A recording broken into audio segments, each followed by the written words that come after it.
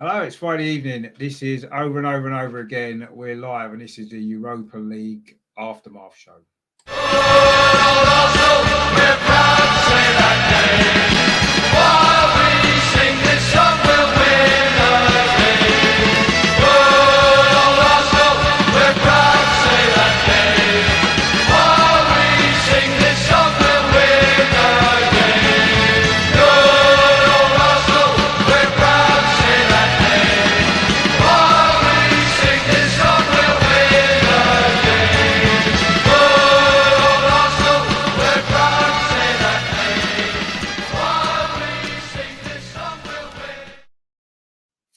Hello, good evening. I'm Richard. This is over and over again. And tonight we're going to be dissecting last night's Arsenal performance in the Europa League, obviously knocked out at the semi-final, and looking at what happens now, really, as a club move forward and what things need to change, or do things need to change, or we will get into the discussion. I've got some great guests actually joining me. It's going to be a great show. This week, looking forward to it. First of all, of course, he is our resident panelist on the show. We can't do a show on this channel without having him involved. It is, of course, Melvin. How you doing, Melvin? You all right? Yeah, fine, thanks. I like that theme you put on. Good old Arsenal. Oh, yeah. Good old days. It's been the mood, isn't it? They should have played it last night before the teams came out. That would have gotten going. Yeah, you're right. Bit of inspiration. Yeah, exactly. Inspired me to do a show, actually. So I'm quite pleased about that. So that's all good. And also, as well, joining us tonight, he's been on a couple of times before. Always a pleasure. It is Jerome. How you doing, Jerome? You all right? Good evening. Yeah, fine, thank you. Looking forward to, as you said, dissecting last night. Yeah, exactly. I'm sort of looking forward to it. I don't know if that's the right word, but yeah, we need to get it out of our system, I think, don't we, really? It's therapy, isn't it, at the end of the day? What we do is therapy as well. So. Yeah. We've got some more guests joining us as well. He wasn't actually on the intro there because I wasn't sure if he was definitely coming on when I made it. So, but it's Dave from the Out and Out Gunners podcast. How you doing, mate? You're right. Good, Rich. Thanks for having me on. Good evening, lads, or should I say good evening, whichever we want to call it tonight. But yeah, thanks again for having me on, Rich. It'll be grand to have some therapy and get over this this diabolical season, I think, just once and for all. It has been, yeah. It has been a pretty poor season. And we've got one more guest joining us as well. It's always a pleasure. He's been on quite a few times before. It is, of course, Paul Dawsey. Dawes, how you doing, mate? You all right? Nice one, mate. Yeah, been a while. Yeah, looking forward to trying to make sense of kind of what's happened last night and try and sum it up, really, which I think is a lot harder than we think it might be. But no, looking forward to being a part of it. That's always a pleasure to have you involved. So that is your great panel for tonight. This is going to be good, and this will be discussing everything to do with Arsenal. So obviously we can only really start one place, can't we? That's obviously last night's game. Obviously we all saw it. We will be disappointed with the final outcome and the performance as well. Just really, and I've not spoken to any of you guys since. I've not really spoken to anybody at all about it, if I'm totally honest. After the game last night, I was quite depressed and needed some time to think. I didn't even do a video today, actually, which I would normally have done. So, I mean, it obviously wasn't the performance that we wanted or hoped for. But personally, for me, I wasn't surprised by what I saw, unfortunately. And it kind of sums up the season in a lot of ways. I mean, Melvin, can I come to you first? What were your thoughts going into the game, maybe when you saw the team line up, and then your kind of thoughts on the actual performance when it unfolded? I thought that the team was all right. It's quite attack-minded, which I liked. I didn't mind Bellerin at right back, funnily enough, because I thought he might, every so often he does put in a shift. He gets one game out of 5, and I was hoping this was his 5th game. He's actually going to do well. But once, after 5 minutes, you knew what was going to happen for the rest of the game. And my expectations plummeted after the first 5 minutes. Because I've read the book, got the T-shirt, seen it, done it and everything. So, as you say, no real surprise. It's such a shame.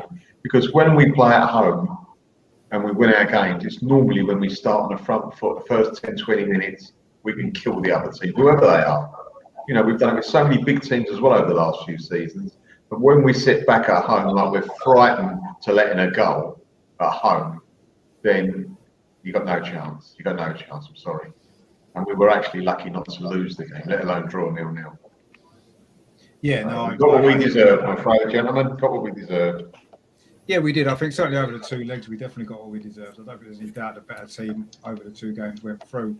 I mean, Joanne, what did you make of the team lineup first of all then? And, you know, I know it was the problem with Granit Xhaka in the warm-up, actually, which, you know, we had to make a late change. I don't think Kieran Tierney was anywhere near fit enough to have played, to be honest, but he came in and did the best he could have done, I guess, in the circumstances. I mean, do you feel that was a factor maybe, or not really? I mean, he wasn't as effective as he may have been if he was fit, was he, Kieran Tierney, which may have made a difference, perhaps. I think that was playing Tierney was just one of the many mistakes. To be honest with you, when I saw the lineup, like most people, there weren't too many complaints because a lot of those names, especially the attacking players, like they're the players that we want to see. Maybe bar Martinelli. Other than that, you know, Odegaard, Smith Rowe, Saka, they're the players you want to see. But as you mentioned, Tierney, you cannot have Tierney playing if he's not 100% fit, because if you have an unfit Tierney, you haven't got Kieran Tierney on the pitch. You might as well not even have him there, because you're not all his great attributes aren't going to be used if he's not fit. And that was a big mistake. As the game went on, having Partey as the only midfielder, another big mistake. And yeah, as you've said already, you could tell after 10, 15 minutes, this ain't going to go well. You've always got the hope that you know the boys can turn it around and find something, but it just didn't happen at all. And they looked like they had an extra man on the pitch, Villarreal. And yeah, really disappointing. No one showed up. You can go through the whole team, and sometimes you can like pick some positive performances normally, but unfortunately last night it's hard to say, this guy played well. You've really got to think deep about that. So yeah, disappointing, and but you know, as we said, you know, we didn't deserve it on the night. No, we didn't, and I think that's more the disappointment for me. You know, I can take losing games, I can take getting knocked out of cup competitions if you feel as though the team's given everything they could possibly have given to get through, and I don't think they didn't appear as though they did last night, and that's unforgivable for me, as far as I can see it. I mean, Dave, what did you make of the team selection? Do you think he should have maybe started Martinelli? I know it's easy to say now because we didn't score and he may have made a difference, but was you surprised he was left out? I wasn't, Rich, to be honest, because I think when he played Sunday and he played the whole game Sunday, I kind of knew he wasn't going to start Thursday night. I thought that summed it up there, you know. But team selection, look, as the lads had said, no real problems with it. It's only kind of when the game transpired is when the issues, I suppose, came to light. But look, it was a flip up. Pepe had scored last week against Villarreal, and look, he's done okay in the Europa League. So I didn't have too many problems with it. Like I said, wasn't fit either, so I was okay with Aubameyang starting up front. No, starting off with the team when we got it on paper, everyone was happy, and then we just didn't expect to see that performance. No urgency, no nothing. There didn't look to be. Don't think there was a player that could go off and say, "Look, I done all right." You know, there was. We kind of wasted the whole first half doing nothing. We just let it pass us by. We puffed a little bit for the start of the second half, and then we kind of just died a death again. Look, it's just super disappointing when you play a European semi-final and you feel like you come off it and come away from the game feeling like we didn't really give it a fair go, or we didn't give it a good go. That's probably the worst thing to take from it, I think. No, exactly. Yeah, as I said, you know, if you lose to a better team because you've given everything and they were still better than you can't really have too many complaints, I guess. But last night, I didn't feel that we did that at all. I mean, Dorsey, I know you've been a big kind of supporter of Arteta most of the season, actually. Have you changed your mind yet, or after last night? I mean, do you think he got things wrong last night, or do you think the issues are maybe not directly related to the manager? I think, first of all, the team lineup, same as everybody else, it didn't overly surprise me. I was quite pleased with the lineup, but if I'm being honest, I don't take too much. I don't really look at the lineup too much. I kind of wait for the first 5-10 minutes of any game, and doesn't really matter what 11 players are out there. You can get a pretty good idea of how a game's going to pan out in the first 5-10 minutes, as Melvin's touched on a bit earlier. With regards to Arteta, I am behind him. I do acknowledge that he's made plenty of mistakes this year. It's just such a big question. For me, I just don't understand, or I don't see who you bring in if you get rid of him. I think when I look at what's happened in the last couple of years under Wenger, what happened under Emery, and then obviously what's happened under Arteta, there's a common denominator in there, and that's the players. Now I know Arteta's brought in players, but also, I mean, you look at Partey. I mean, Thomas Partey, for me, he didn't look anywhere near fit enough to play that game last night. Now I know he played defensive midfield pretty much on his own. I know he covered a lot of ground, but he didn't look fit. He looked tired after 15-20 minutes. He looked like he was struggling. So most of the players that Arteta's bring in, I think you always give them a season really to kind of bed in, see how they settle in, and the season after they kind of hopefully they kick on. But I mean, Mikel, he definitely got to look in the mirror and just he's got to try something different if he is going to stay in the job. Because what happened last night, the performance, for Arsenal Football Club, if you can't get up for a semi-final, knowing that you've only got to win that game 1-0, it's not like you're 2, 3, 4 goals behind and you've got to really go for it. We only needed 1 goal to go through, and it just the old expression, releasing the handbrake. That's what it kind of felt like last night, especially that first half. The team looked scared to concede.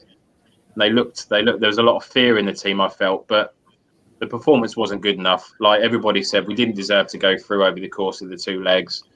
And it'll be interesting to see what the board do over the summer. I do think Arteta will still be there next year, but I think his cards are probably numbered.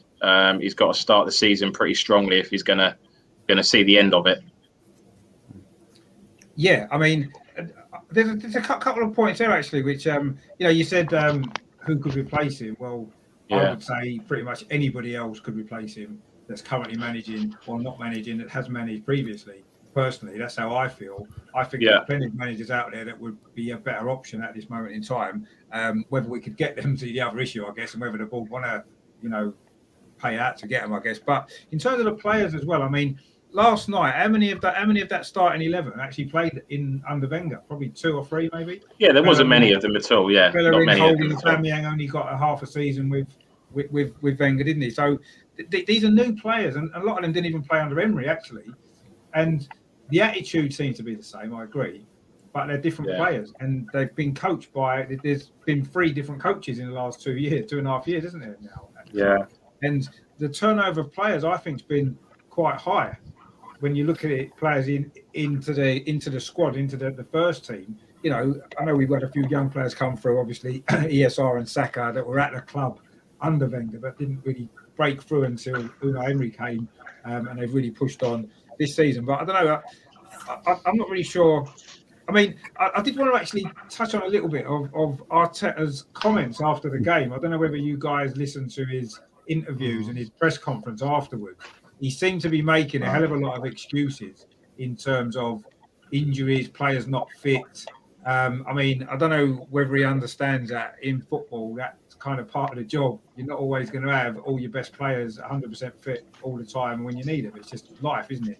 And I don't know, I felt personally that he made a lot of excuses last night afterwards, which he hasn't really necessarily done before as much. No. But he seemed just literally pouring out of him excuse after excuse. The players wasn't fit. Kieran Tierney wasn't ready to play. Aubameyang just had malaria. Lacazette could only play 10 minutes. And yes, all those factors are true. But equally, Villarreal were out without 2 of their key players. I don't know what fitness their players are at. We don't know. They looked a little bit fitter maybe through the game, but I don't know.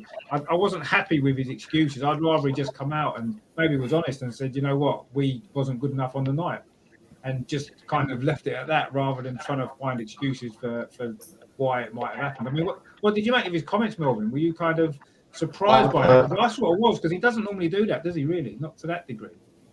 I never saw the comment, and now you've told me, I'll take it in. But I just didn't want to listen to it, to be honest with you, after the game. I couldn't be bothered listening to anything.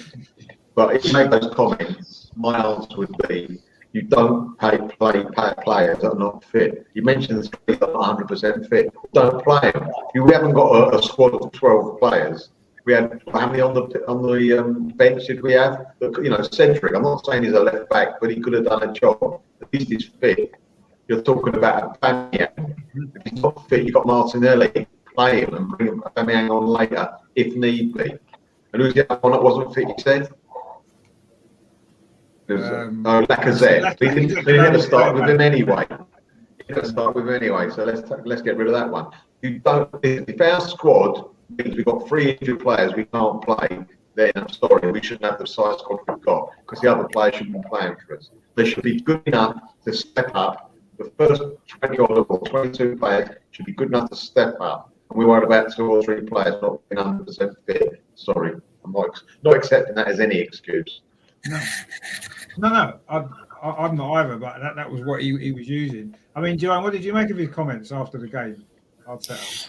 Yeah, he's trying to obviously defend himself, but to be totally honest, since Wenger, maybe the last couple of years of Wenger, up until now, I don't really take much notice of what the managers say because it doesn't. It's for me, it doesn't mean anything. It's all empty words. They might say things that they don't mean, and I don't really care about what they say. I want to see what's happening on the pitch. That's then you can. It's easier to judge that than to judge what a manager says. But he's not gonna come out all the time and say, "Look, hold my hands up, I got it wrong," because managers just don't really do that. But yeah, I'm one of those, to be honest, that isn't massively Arteta out, but he's not making my position easy now. With his actions, because that's what matters to me. It's the teams he picks, the players he selects, formations, all of that stuff is what I really care about. What he says in press conferences, I'm not really bothered about it, to be honest. No, exactly. I mean, I kind of agree, but there's a point here in the chat actually from Mafudzi says we all agree we didn't deserve to go through, but Arteta actually said in his interview straight after the match that we deserved to go through. He said we were unlucky. And he's asked for our thoughts on that. Yeah, I mean, that was almost what I was touching on. He made a lot of excuses, and he did say that actually, didn't he? That he felt that we deserved to go through, and we were unlucky. Yeah, we were unlucky that we hit the post with that header from Aubameyang, but that's all we had in a 90-minute game when we needed to win, and that obviously is not enough, is it? I mean, did you feel that we were unlucky in some aspects over the 2 legs, or not? Or not really. Yeah, Jerome, go on. No, we weren't. We were lucky to still be in the tie after the first leg. So we were more lucky than unlucky. Yeah, we hit the post a couple of times, but they were pretty much our only chances. I think we had 2 shots on target over 2 games. So I wouldn't say we were unlucky at all. If anything, the opposite. That we were still very much in it because, like you said, 1 goal. We would have gone through. So yeah, we weren't unlucky. I mean, that Dave, what do you make of that comment then from Arteta that he's saying that he thought we were unlucky when none of us seemed to think that we were, and no one I spoke to seemed to think that we were. I mean, what do you make of him saying that? Do you think that's just, I don't know, trying to deflect it from himself, or do you think he just actually really believes that? I don't know, Rich. It's a weird one because he says that a lot in games. He's always talking about there's margins and we were unlucky, and this isn't the first time he said this. I think it's probably because the heat hasn't been on him as much. We've kind of let it slide a little bit, but I think even in his press conferences recently, when he made that comment going, "Oh, if you got to know the Cronkies, you'd like them," and all this kind of thing as well, is like, he's not doing himself any favors there. And then last night, the press conference last night, I watched it because I wanted to hear what he said, but for what he said in it, I was kind of thinking, Jesus, why did I end up watching that? Because he made the excuses of the players being injured. And then he said we were unlucky. He was talking about the likes of Tierney and, as you said, and losing Xhaka before the game and that. But we were our own downfall. We didn't score a goal from open play over the 2 legs. Our goal was a penalty from a dive. Let's be honest. So you get what you put in, and that's where we was. We had instant match reactions with you, Rich, before or after some of the Europa League games, and we had mentioned after the Benfica game, after the Olympiacos game, if we were playing anyone better, we'd be gone. And we were kind of thinking, when is it going to run out? And then maybe that's what happened last night. You could argue better then than getting slapped by United in the final. I mean, personally, I'd rather be in the final and take our chances because we've got against United, haven't we? So who knows? I mean, at least we'd have had a chance of winning it, I guess. Now we don't, and that's probably disappointing. I mean, Dorsey, can you kind of defend Arteta saying that he felt we were unlucky? Can you defend him saying that, really? Or do you think he's just literally backed into a corner and didn't know what else to do? No, I think he's...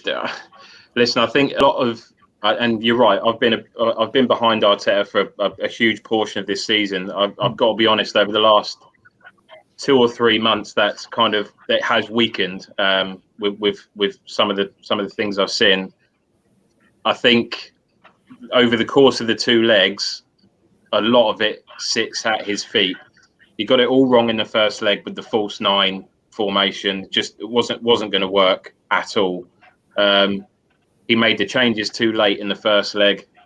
I did watch the post-match press conference, and yeah, it was full of excuses. Excuses that if you're a fan, you know that Granit Xhaka pulling out last minute, you know it's not helpful. You know having to play Kieran Tierney who's not fit is not helpful. I think Cedric, I think he mentioned earlier on in the week, had just come back from an injury as well. So obviously that was maybe a reason why he didn't play him. Party didn't look right. Obviously Aubameyang's coming back from Malaria. So all of these things are factors, but they're already things that we don't know. We already know these things, so he doesn't need to come out and kind of defend. I would rather he just came out and, like you said, Rich, and just said, look, over the course of the 2 legs, we weren't good enough. I hold my hands up. I got it wrong, and that's it. We try and move on as a team, and we try and build off of it. But yeah, I didn't overly enjoy the post-match press conference, and we certainly weren't unlucky to go out by any means. So no, I can't defend him much on that. I mean, in a way, I mean, I would respect him more if he was honest and said, yeah, we wasn't good enough over the 2 games. We didn't do enough, and we didn't deserve to go through, rather than saying, does he think nobody watched the game because there's no fans in the stadium? Oh, we were unlucky. Oh, well, yeah. Well, that's a shame. We're unlucky. Well, never mind. Maybe we'll get more luck next time. You know what I mean? So no one watched how we played. The other thing that Dave mentioned earlier as well about him coming out about the Cronkies the other day. Yeah. I mean, listen, I'd rather he just didn't say anything. Like, don't come out and defend him because you're gonna make yourself look stupid. We've all been invested in the club for long enough to know that these guys are not good for the club in any way, shape, or form. So we're all very much united in that sense. So yeah, I mean, he's not going to win any fans, is he, by coming out and saying, "Oh, if you get to know them, like they're all right." Honestly, they're all right. If they give him a £250 million check in the summer, then he might be a bit better, but. Yeah, it ain't going to happen. So, yeah, I'd just rather sometimes he just didn't say anything. Yeah, he's made a few strange comments. I mean, since all this European Super League stuff, he has defended the Cronkies a lot, hasn't he? And there was a big protest outside the stadium, obviously last Friday before the game, which he was aware of. So he knows the fans' feelings himself. So to still continue to defend the Cronkies, like you said, he's better off not talking about it, isn't he? Saying, let's focus on the football or whatever and get away from that issue rather than Rich out with that. And it's certainly not done him any favours in terms of getting support from the fans, because surely he knows what the feelings are now. If he didn't before, he must know how the fans feel about it. And stuff like Can I just add, guys, as well? Literally here on the telly behind me, Joe Willock is after scoring another goal for Newcastle. Has he? Why can't he be in the squad? Why, how are we watching him score for Newcastle when we can't get a goal from our midfield that is existing with us? And then as well, even to compound it even further, our under-23s are losing to West Ham currently as well. So they are going to get relegated out of the top division of the under-23s. So even that, we're going backwards that way. Joe Willock was the one I didn't want to see go out. I really thought he had a place in that squad. I really thought there was other players, certainly in that midfield, which you could argue is our weakest area. That he was different to the other midfielders that we've got. Yeah. So I was a bit I wasn't happy that he went out. The only thing I would maybe defend Arteta on that particular issue is I think Willock's had plenty of opportunities. He's played 70, 80 odd games for Arsenal, and in the Premier League, he hasn't been consistent enough in his performances. I don't think he's done okay in some of the cup games against some lesser oppositions in the Europa League, etc. But in the Premier League, he's played plenty of games in the Premier League for Arsenal, and he hasn't been consistent enough. He's only scored one Premier League goal for Arsenal in his whole career, and now he's got 5 for Newcastle. So maybe Newcastle's style suits him. I'm not sure what the difference is, but he never did that for Arsenal. He's played a lot of games, so I can maybe understand why he was sent out on loan, and it seems to have done him good. And if he does come back next season, it might actually benefit his career, because sometimes players go out on loan, play well, come back and really push on, and maybe that's what will happen. Or maybe it'll be that he's never going to make it at Arsenal and he moves away and maybe joins Newcastle and does well for them. I don't know, but I understand why he was sent out on loan. I think it was the right decision. And I'm glad he's doing well, actually, because it's good for his career, and it might end up being good for us. And we have had quite a few comments in the chat before we move on. Shane there says, "Hi lads, great guests tonight. Kroenke out, Arteta out, players out." If you just take over, Shane, we'll all play. That might be the answer. Start again. And Neil from Doing Something there says, "Evening lads." He says, "Hope you're all well, and as well as can be." Yeah, exactly, as well as can be. And we've got Flyers as well. It's not good enough. Does anybody know who that is? Yeah, it's my boy. Okay. My eldest.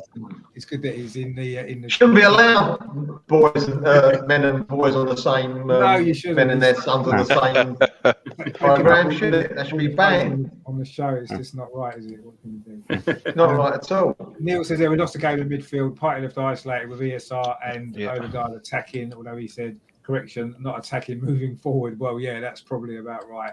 And going back to the earlier question about who played under Wenger, he said Coquelin played under Wenger. He did actually, and I actually thought he had a great game last night for Villarreal. Yeah, he played well. He did play well. So he was a good performance there. Richard, going back to Willock. Yeah. What do you think about it? A manager's qualities is how we can get the best out of players. And I haven't yet seen our manager get the best out of our players. So he's let go, Maitland-Niles and Willock, and the other managers have got the best out of them. So for me, that's another negative. It's a worry, isn't it? No, it is a worry, and it's not just those two that he's not managed to get the best out of, is it? When you look through this season in particular, there's been lots of players that haven't, that maybe dropped levels that they had before, or some haven't maybe progressed as we hope that they would. We look at they've progressed elsewhere, though, Richard. They've progressed elsewhere. That's what I'm making. Two managers who some people haven't got the greatest admiration for are getting the best out of these players, and he hasn't.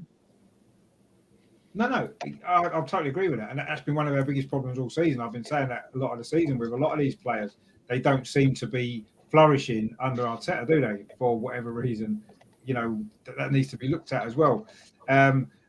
Neil has said about Cedric. He said Cedric should have been playing, but Dorsey was right. He did mention, didn't he, that he had some issue as well, Cedric, this week. So that might have been why he wasn't playing. He's not experienced enough. Yeah, we know he's not experienced enough. And Neil says, I really like him and was desperate to see him succeed first time, but he needs more experience. He does need more experience. We need somebody with more experience at the club as well. He said if he was joining a strong ship, then it may have been different.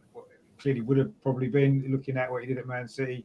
He came from a very strong club, but he was joining literally a sinking ship which required so much work, pressure from the off. Exactly, that is one of the biggest issues, isn't it? The job was probably too big for somebody like Arteta, unfortunately, at that point in his career. And of course, what the club did was, because he won the FA Cup, they promoted him to manager instead of first team coach, whoever it was, give him even more responsibility, and he's kind of crumbled under that, hasn't he? Neil says again there, he's very lucky there's no fans in the stadium. Well, I mean, we've said it before. I've said it on this channel that I think he'd have been sacked before Christmas if there'd been fans in the stadium. Losing 4 home games in a row in the Premier League. We've never done that before. I don't think he would have survived that with fans in the stadium, personally. Ryan's in the chat as well. How you doing, Ryan? Thanks for tuning in. Terry as well. Good evening, Richard and guests. Shane Ryan agreeing to yeah, thanks for tuning in, Terry. Good to see you again. And Ryan said, in a week of celebrating Arsenal's past, last night was so damning of how far things have fallen. That's a very good point, actually. I mean, we've had a couple of shows, haven't we, this week, celebrating the double 50th year of the 1971 double, and it does put it into perspective, doesn't it? Where, you know, a great past that we've got, a great history that we've got as a club, some great moments, and now we're having to see it crumbling quite dramatically. I mean, are you surprised? I mean, I want to get all of your opinion on this. Actually, are you surprised at how quickly things have fallen apart? Actually, in what 2 or 3 years from, you know, we were one of the powerhouses of the Premier League, wasn't we? You know, George Graham started it really in the late 80s into the start of the Premier League, and then obviously Arsene Wenger took it on. And we were a powerhouse in the Premier League, even in European football. We were getting regularly quarterfinals of the Champions League, and the drop away has been so fast for me. Usually you could see it maybe taking over a course of time, but suddenly we've gone from challenging for the top 4. It almost feels like last season, I know it wasn't, but it almost feels like it. We were challenging for the top 4, and now we're, you know, struggling in mid-table. It's happened so quickly. I mean, are you surprised by that, Melvin, how quickly it's all kind of crumbled? Not at all. Not at all. I think it's been a slow decline over the years. I mean, we've got to remember that it's our foundations that have been shattered over the last few years, like 8 or 9 years. And once the foundations go, you can't see them going, but once they go, it just collapses. And that's what's happened the last 18 months. It's all of a sudden, it's just what happened there. And we're looking at each other going, this can't be Arsenal, but it is. That's where we are. We're in the right position in the league. We're in the, you know, I couldn't see us getting to the final or even get to the semi-final of this European competition, what we did. We got knocked out the FA Cup because we didn't think it was important enough. You know, we got knocked out the League Cup because we played a rookie goalkeeper who didn't bring both hands to the game. I mean, we are where we are because we deserve it. So, you know, this has been going on for a long time now. I mean, even before, you know, even when Wenger was there, the last few seasons there, you can see he was just draining from the club. The blood was coming out of the club slowly. And all of a sudden, it becomes the gush out. The last 2 years, it's gushed out, and we are where we are. And if you want to ask the question, well, where do we go from here? How can it ever get better? I don't want it to happen, and it won't happen. But sometimes you've got to flush the toilet. Perhaps the owners, stroke management, stroke directors must will only look at themselves to get relegated. I don't want it to happen. All of a sudden, if they get relegated, they suddenly go, hold on a minute. We've got to do something now. You know, we think we're better than we are. We're not. We're in the Championship. Now what do we do? And as I say, you've got to sometimes hit the bottom before you can actually rally at all. And we haven't hit that bottom yet. I think we've still got a little, you know, next year, all things being equal, we're going to be in the top 4, top 6, top 8. I think so. We could be even worse. You don't know. All this about spending money. What's the point of spending money when we buy the wrong players anyway with the wrong attitude? You know, they should do, you know, you better don't buy a player by looking at him when he's on the YouTube. I probably looked good a couple of years ago on YouTube, well, quite a few years ago on YouTube, but I wasn't as good a footballer as any. There's millions of people. You've got to have the right attitude, and it seems to me we seem to attract players with the wrong attitude. You know, it's soul destroying. It really is. And it's going back to your one, Richard, talking about the past. Yeah, I've seen bad teams of Arsenal, but they've always fought. No matter how poorly they've been, they've always fought. And not one team I can think of in all the years we've been watching the Arsenal would be given that performance in a home leg in the semi-final. And that is where we are. Yeah. No. I mean, I can't argue with that. I mean, the point as well is, I heard it somewhere today that we've not finished outside of the top 6 or 7. No, I think the top 7 2 seasons running since the mid-1970s. That's how long it's been, and obviously we're on the verge of doing that now. And both seasons have been under Arteta, you know. And the last time we did that, I think, was 75 and 76. I think it was when we finished maybe 16th and 17th or something like that. So, you know, we've never been this bad for that long, really, for this long a period of time. We've had the odd poor season here and there, and dropped in, but not 2 consecutive seasons in a row. And that kind of worries me, actually, that, you know, how we've got into this situation. I say, you know, lots of comings and goings have happened since the mid-70s, as we know. We've had lots of different managers. We've had some great teams. We've had some not so great teams. But we've never, ever finished lower than the top 7 2 seasons in a row. Since then, despite all those things that's gone on. And here we are now in 2021 when, we've got this 60,000 seater stadium. We've had, unbeaten seasons, and we've had all this other stuff gone on. And we find ourselves in this absolute mess. I mean, can you kind of, I don't know, can you get your head around how quickly we've dropped away? That suddenly now we are looking at becoming, or we have almost become, haven't we, a mid-table club very, very quickly from being a challenging into the top 4, challenging for the top 4 every year. Even at the end of Wenger, we were still challenging for the top 4. We didn't quite make it, and obviously Emery, we were challenging for the top 4. So suddenly now, we're going to be finishing mid-table again. Yeah, I think it's down to a combination of a few factors. Something to consider is the last few years, there's been quite a few teams that have been just below us that have improved quite a lot. I mean, 6-7 years ago, you'd never be talking about Leicester as a top 4 team, would you? They weren't probably even in the Premier League. They've jumped ahead of us.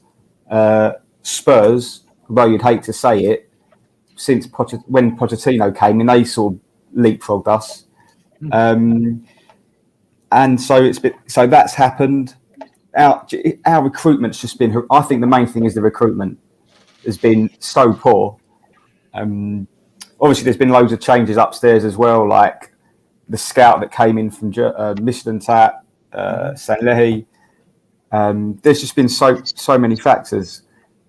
I mean, the amount of players that have left for free, like quality players that are worth a lot of money. And a mate of mine earlier today I was speaking to was talking about, let's bring Wenger back. And I said to him, I said, that's all well and good, but just remember, Wenger spent close to 70 million quid on Xhaka and Mustafi. So, there's been lots of factors that have contributed to this. And yeah, I think it's going to be really hard. I think we've fallen so low that something big needs to happen to turn it around. And we're very lucky that Smith Rowe and Saka played a lot this season, because without them, we'd be very close to the relegation zone. And that's not an exaggeration. I think that's a fact. And yeah, if you look at this summer, say, coming up, and you're looking at you put the squad down on a piece of paper and you go through all of those players, whether you want to keep them or sell them, probably half of those players you'd be happy to see go. So there's a lot of changes that need to happen in the summer, and whether they do or not, I don't know. But if they don't make wholesale changes, if they don't blow this squad up, then it's only going to go one way, and that won't be up. No, definitely right. I mean, Russell made a good point there, actually. How are you doing, Russ? Thanks for tuning in. He said, West Ham in no way, shape or form have a better squad than we do. They do, however, have a better manager. And although we have been very critical of the players, and I think rightly so, I agree that the players with this squad, we shouldn't be 10th, 9th, 11th in the league. We should be challenging in the top 6. We should be pushing towards the top 4 with the players that we've got overall in the squad. Yes, we've got some players that aren't good enough, but I think everybody has. So I think Russell's got a good point now. I believe, if you look at, say, for example, when Chelsea sacked Lampard, we were above Chelsea in the league. They've got in a proper manager who knows what he's doing, and suddenly they're in 2 cup finals and they're in the top 4. You could say that they've got the same players because he hasn't had a transfer window, and he's improved them. Now they've got better players than us. They've spent more money than us, and that's a factor. But ultimately, you can see that getting a better manager in can get more out of the players that are there at the time. And I think that's definitely the case with us. I think with the players that we've got, we would be in a better position in the league if we had a better manager. And yes, we need better players as well if we're going to get where we want to be again, which is back in the top 4 and all that kind of stuff. But even now, I think with a better manager with these players, we could do better. We could have been doing better. We'd have got to that final, because Villarreal are not a great side, are they? They're a decent team. They're well organised, but they wasn't a great side. And I'm sure we'll see in the final what Man United do against them before too long. So we'll see what happens. I mean, well, what are your thoughts on that then, Dave? Obviously, what Russ has put there about West Ham's squad with a better manager. Do you think that we would have been doing better this season with these same players, or do you think this is maybe the maximum that there's possible out of it? No, Rich. I think the players are better than ninth. Like, it's just the manager doesn't seem to be getting the maximum out of them. To be honest, I think it's probably down to the lack of experience. We were probably like, we kind of always were wondering, should he have went and learned his trade and then came to Arsenal, and then it's kind of coming. We always see the signs of it now, and it's kind of coming now when you get to the bigger games. Look, he did win the FA Cup last season, but that can't give you a free season at it again, And I would have been, I was, and will still continue to support Arteta, but I don't think he may be there. He's probably not going to be the right man for the job in the end. But I'm never going to want his head or be roaring for him to go out to be out. I'll say my bit and that'll be it. But no, there's players there definitely that the players should be higher than what they are. And look, the same players probably let down Wenger a little bit, and then they let down Emery as well, and they have let down Arteta as well to an extent. So they can't be free of criticism either. My only worry is from a new manager point of view is all these same players get a clean slate. That's my worry. I don't want these players getting a clean slate. So if the manager is going, we need to bin off a lot of those players as well. But even going back to last night, Rich, we signed a midfielder for 45 million and set him up to fail last night. Our best centre back didn't even start the game because he can't apparently play with another partner apart from Louise.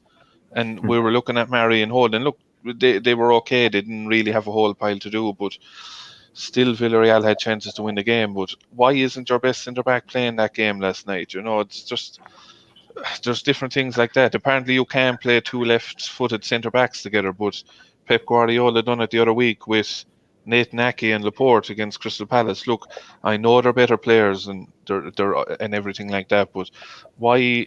This was apparently against the rules that you can't play two left-footed centre backs. But Sol Campbell and Kolo Toure were right-footed centre backs, and they won the league together. So, how I don't like, there's decisions that I don't understand, and I know there isn't managers that kind of would slap you in the face and go, right, let's get him in. There's probably managers in positions. Brendan Rodgers, he's probably not going to come to us. Another man I'd like to see would be Antonio Conte. He's just won a league with Inter. He's probably not going to come. So we're kind of going to be looking outside the box again and for a manager. And then, look, that may not guarantee success either. So there's probably two in my mind that I don't know you guys probably won't agree with him, but there is the guy out managing Atalanta, Gasperini. They play good football. They score a lot of goals, something that we don't do, so why not? And the other man he's above in Scotland with Rangers. Steve Gerrard, he went out, learned his trade, he's won them a league, he's toppled Celtic and won a league at a canter, and they're going to win the league unbeaten. Look, you could say, look, is it not going to be a lot of the same, but he's learned his trade. He's seen football, he's making the top decisions. So look, as I say, why not? My again, another concern is we'll go into the summer if Arteta isn't gone. Do we really trust Arteta and this board to give them the funds to go out and get the correct personnel to come in and do the job? Because you look at it, if it doesn't turn around, he's going to be gone by Christmas if the results don't turn around, and then you have 3, 4, and 5 players that may not suit another manager. So you're actually gradually going to get yourself worse before it's going to get better. So look, it's a big decision for the club to make, but I don't think any of us here trust him to make that right decision. I mean, that isn't an interesting point actually, because I believe that if the board are, and I think maybe just to calm everything down, they might well invest some money in the squad this summer.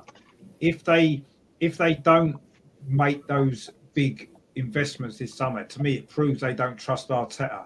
If they keep Arteta and then don't spend a lot of money on players, that proves to me they don't trust Arteta. Whereas if they get rid of Arteta and then they would then be able to invest heavily in the new manager if they back him. Do you see what I mean?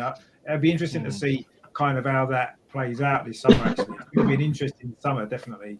And there needs to be something needs to change. I think if we go into next season with the same manager without investing massively in the squad, we're going to be finishing mid-table again, aren't we? And we've got no European football to fall back on. We've got no Europa League to bail us out and keep us interested. And it's going to be quite shocking. Ryan says, in Benitez, I trust. Well, he certainly wouldn't do any worse, would he? Let's be honest. The experience that he's got. And Russ says, Eddie Howe.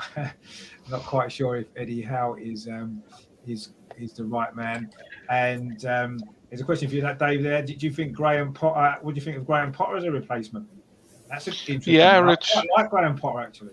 Yeah, I do. He has Brighton playing good football. You know, they just haven't been taking their chances this season, but they play good football. He sets the team up well. So I just don't think our fan base will accept Graham Potter, to be honest, Rich, because we do have a lot of snobbery in the fan base when it comes to different things, different competitions, and different players. So I think he'd be coming in. He'd nearly be fighting a losing battle before he comes in, Graham Potter. So where I would like him, and I suppose the level-headed Arsenal fans could see there is the potential there to do something.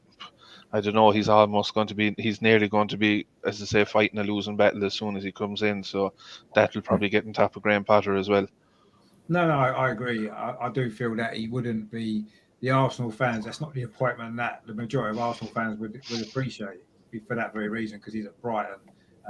It's funny, isn't it? Because I suppose when George Graham took over at Arsenal, he'd come from Millwall in the second division. I know he was a former Arsenal player, but even maybe now, if we was to get a manager from the second division, even if he was a former Arsenal player, I'm not sure the Arsenal fans would be as open as they were with George Graham. I know we've had Arteta in who didn't, but at least he came from Manchester City, didn't he? So I think people maybe thought he was going to do a lot better than he did. I did want to move on, actually, especially for Dorsey, because I know I'm a big fan of Arteta, is to the sort of statistics, actually. This is actually Arteta's total record at Arsenal since he took over. This is an all competition. So we played 82, won 41, drawn 17, lost 23, scored 139 goals, conceded 81. So we're conceding basically one goal a game. And the win percentage is 50%. Now, for me, that doesn't sound disastrous, does it, when you look at it? But then you have to look at this. In the Cups, he's got a 64.2% win ratio in the Cups, played 28, won 18. And a lot of those games, if you remember, were in the Europa League group stage against very, very lower standard opposition. So you look at his league record, which to me is what counts. 42.5% win ratio in 54 games, 23 wins and 18 defeats. 88 goals scored in 54 games isn't great. 58 conceded, which is more than a goal a game actually in the league. 82 points in a season and a half. Looking at that, Dorsey there, his league statistics, is there anything there that makes you think, maybe he deserves a big summer of transfers in, he deserves more time? Or do you look at that and think, he's had 54 games and he's just not done it? I think, first of all, let me clarify the position of me being an Arteta fan. I absolutely have supported him because, it's been a while since I've been on the show, so a lot's happened since then, and things have seemed to have got quite a bit worse. But I tried to take a step back and I looked at the bigger picture of what he came into. He came in halfway through a season. He came into a global pandemic. He had no pre-season. You've gone from one season straight to another. So for me, that warranted a little bit more time just to allow him, because he hasn't had a proper season yet. And that's the one thing really that he's kind of, that for me, he's kind of clinging on with. I've seen a lot since Christmas, which I've not been happy with. And touching on Dave's point about the centre-backs, it's the one thing this season that's really, it's pissed me off all season. Anybody that knows anything about football, you build a partnership. You find your two best centre-back. Doesn't matter what foot they are. It's absolutely rubbish. Like Dave was saying, you can play two right-footed centre-backs. So why can't you play two left-footed centre? It doesn't make any difference. If you find your best centre-back pairing and you stick with them, you don't rotate them unless you are absolutely forced to. But I can't think of 3 or 4 games in a row where he hasn't changed that centre-back partnership. And obviously you're looking at the right back and the left back as well. You look at the famous back four. They only miss games if they absolutely had to. You had a structured back four which you build from, and that's the one thing from my perspective about Arteta that has really kind of annoyed me, because you just don't do that. You don't need to have an amazing amount of knowledge. You build from the back, and you do that by having a solid back four and a solid goalkeeper that all have a relationship and know exactly what's going on. But yeah, the centre back rotation is beyond a joke for me. That really gets on my nerves. But for me, in terms of me being an Arteta in fan, that's really the only thing that I'm looking at, is the sense that if you're gonna judge him when it's going bad, I kind of think you've got to give him a little bit of a fair crack of the whip and say, right, have a summer, have a full pre-season, and then see how the season goes. Now, I'm not saying that gives you a gimme to last a whole season. I'm not saying that. If come Christmas next year, we're sitting in the same position we're in now, then absolutely you've got to make a decision. And I'm not against the club making a decision now, but I guess, and touching on Melvin's point earlier on about the foundations, this club, it feels like a snow globe, and someone's gone like that, and it's just that we've got no stability through that club whatsoever from top to bottom. You've got an owner that just doesn't give a shit. You've got a board that have got no experience whatsoever, trying to oversee a manager that is learning on the job. So going back to Dave's point about putting someone in like Partey, and you're setting him up to fail, and you are, absolutely. But actually, I think the club have done exactly the same thing to Arteta. They've set him up to fail. What have they done to support him? You know, financially, all right, I know he's brought in some players, but he hasn't got the structure above him. He's trying to do it all by himself. Edu's trying. They're all probably looking around thinking, well, do you do that or do I do that? Is that my responsibility? Where does it all sit? So you can't ever build anything unless you've got a solid foundation to build from. And at the moment, the club, from top to bottom, is an absolute mess. And there is not one person in that boardroom or on the pitch that I trust fully. Not one. Every single one of them people are going to let us down at some point. So you almost do need to hit the reset button. And if you're going to change Arteta, that's fine. But if I look at all the usual candidates that are floating around, people like Allegri, Conte, which you mentioned, all of these are the same names. If we went and got Allegri tomorrow, the fan base would be happy because it's a name. It's a name manager that people are just going to assume that he's going to come in and he's going to get the best out of it. But actually, I watched the Juventus team under Allegri, and they were boring as fuck. I didn't enjoy watching them play football. Yes, they won the league, but I mean, they were by far the best team in Italy. So that it would have had a harder job not to win it. So, like Dave said, if you're going to replace Arteta, you're going to have to think outside the box again. And what's that going to guarantee? It's not going to guarantee anything. And like Jerome said, this might not be the worst it gets. We don't know if we've hit rock bottom yet, but for me, from an Arteta perspective, if you give him a full pre-season, you give him summer, you give him some money, and you try and allow him to go and do his job properly with a full pre-season, then I can judge him fairly. Right now, I'm not happy, as you guys are, and I wouldn't be against seeing changes, but I just think a lot of it has been a slow decline. Like Melvin was saying, this hasn't happened overnight. A lot of clubs above us or below us have got better and have overtaken us. And at the same time, we've gone stagnant and gone backwards. So that is a culmination. But there's so many factors, and I think everything seems to fall at Arteta's feet. Listen, he's part of the problem. I'm not giving him he's not got a free pass on me. He's part of the problem because he's made plenty of mistakes, and we're out of the Europa League because of him over the course of the last two legs, in my opinion. But it's not just him. There's bigger problems at the club than just Mikel Arteta, and that's why I kind of think you can change the manager every week if you want, but it doesn't guarantee anything. So no, I'm with you on that. I am with you on that, and I thought it was interesting what you mentioned here about Arteta sort of been set up to fail, and I can kind of see where you're coming from with that, and that is probably true, actually, I would say. But equally, then, does Arteta? Do you not feel that Arteta maybe feels that because, as we've mentioned earlier on tonight, that he has backed the owners, and the owners have basically, as you said, thrown him under the bus in a sense, giving him no real opportunity to succeed in the job. Yeah, they have. But what can he say? What can he come out and say? It's his first managerial job. He can't come out and rock the boat and say, these guys haven't backed me. You know, I'm sitting here on my own trying to do a whole job that I don't know what I'm doing. I've got no one to learn from, no one support. He can't come out and say that. We can all see that's the case. We can all see that he's got a board behind him. He seems to get on all right with Edu, but again, Edu doesn't know what he's doing either. So it's, yeah, I do think that he has been set up to fail massively. But yeah, I would love him to come out and be honest, but at the same time, he's not going to do that. And I guess he has to save face a little bit and try, and he is the face of the club and he has to try and protect the club. And I guess that's why he comes out with these statements about saying, yeah, actually, we have regular dialogue. We get on all right.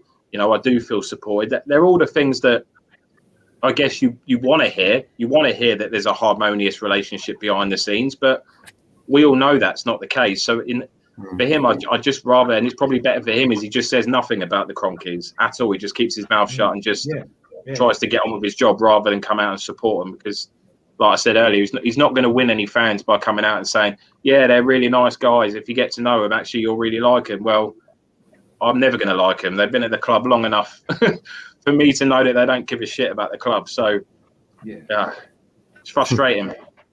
No, you're right. I mean, you've got a fan in the chat actually there. Mafazi there says, thanks Dorsey for clarifying the position. It was an impassioned, lucid and honest assessment. I have to agree with you. We had a bit of a, well, I know him, so we had a bit of a me too last night about Arteta as well via text. So right, okay. Clarify my situation on Arteta.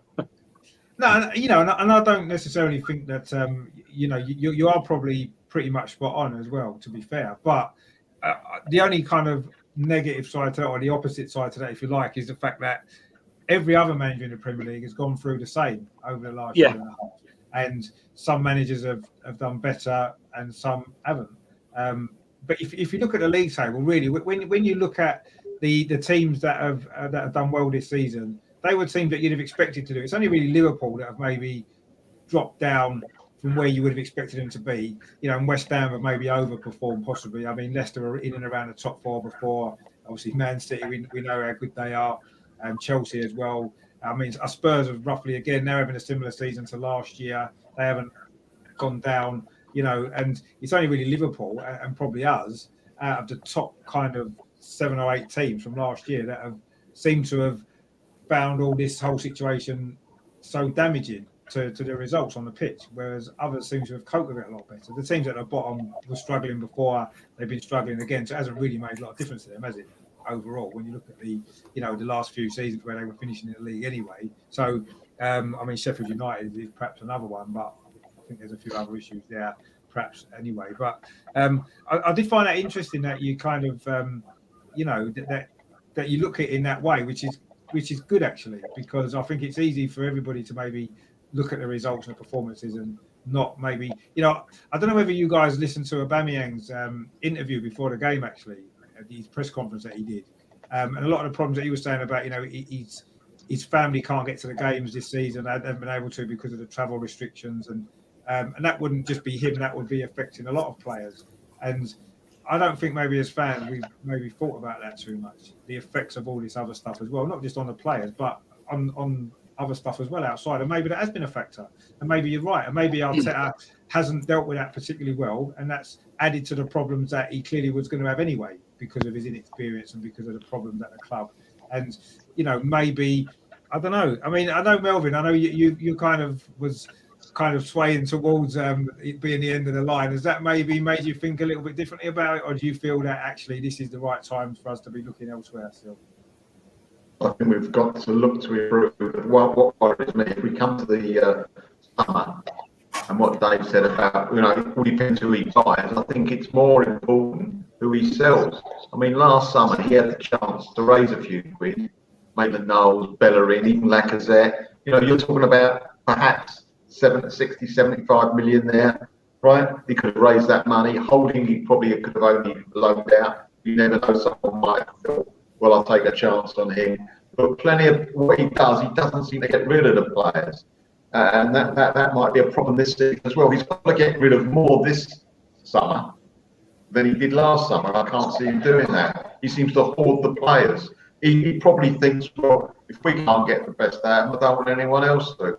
And it's wrong. There's so many talented players I'm never going to be. Some of them are past their best or they're not going to be good enough, and we just got to get rid. I don't care if they go and become Maradonas or one of the other clubs. It's irrelevant to us. We've got to do the best as we see. And if a player's not going to perform for the Arsenal, like we think perhaps the winners of this world might be, just get a few quid for them. Thank you very much, and move on and change it until we've got the right recipe to go forward. And we're talking about, I know he's got a lot of pressure on, got a lot of things against him, but he probably knew, listen, we played Man City the week before he joined us. He saw how bad we were then. It was no surprise to him for what we were like. And going back to the point where he has got a lot against him, I agree. The club hasn't perhaps supported him as they should have done. But the mistakes he's made are irrelevant to how the club has supported him. He's made nothing to do with the experience either. He's made basic errors that you think to yourself a Sunday league manager wouldn't do. You wouldn't take a centre forward off in a few minutes to go in a semi-final of a European Cup. Your best forward, allegedly, you wouldn't take him off. You wouldn't suddenly bring on Willian for whatever reason that was. I mean, I don't know why that was. Was it a bet to bring him on? I don't understand what he would have brought to the team. You know, I'm serious. I just don't understand it. You put Saka back to left back, therefore restricting our attacking on the right. You know, all these things are. You look at it, you think, if you're a Sunday league manager, you're playing. What are we doing, boss? What are you doing? You're right. Yeah, he does that at the top level. Very, very elementary mistakes that has you scratching your head. I mean, I thought blood was coming out of my head last night. I didn't stop scratching my head. It's really, really unbelievable some of the mistakes he makes. Listen, it's not personal, it's business, all right? I would love to sit down with him, have a chat with him. He's a lovely guy, he played the Arsenal, he captained the Arsenal, he managed the Arsenal. I would love to have a lunch with him, blah, blah, blah. That's friendship, nothing to do with the business. On the business side, sorry, not for me. Yeah, I mean, again, you make fair points, and I did read somewhere today actually about the sort of the style of play that Arteta wants Arsenal to play, and you know, very similar to the Manchester City style, I suppose you could say, and very methodical, isn't it? I got a feeling that the training is probably quite methodical with the players to get them to learn this style of play that he wants them to play. And I read somewhere today that, you know, maybe the players, you know, we're tending to go for the safe pass, the sideways pass or the backwards pass, a safe pass, because, you know, they may be not 100% sure about how else to do it because they don't maybe get it enough, perhaps. I don't know.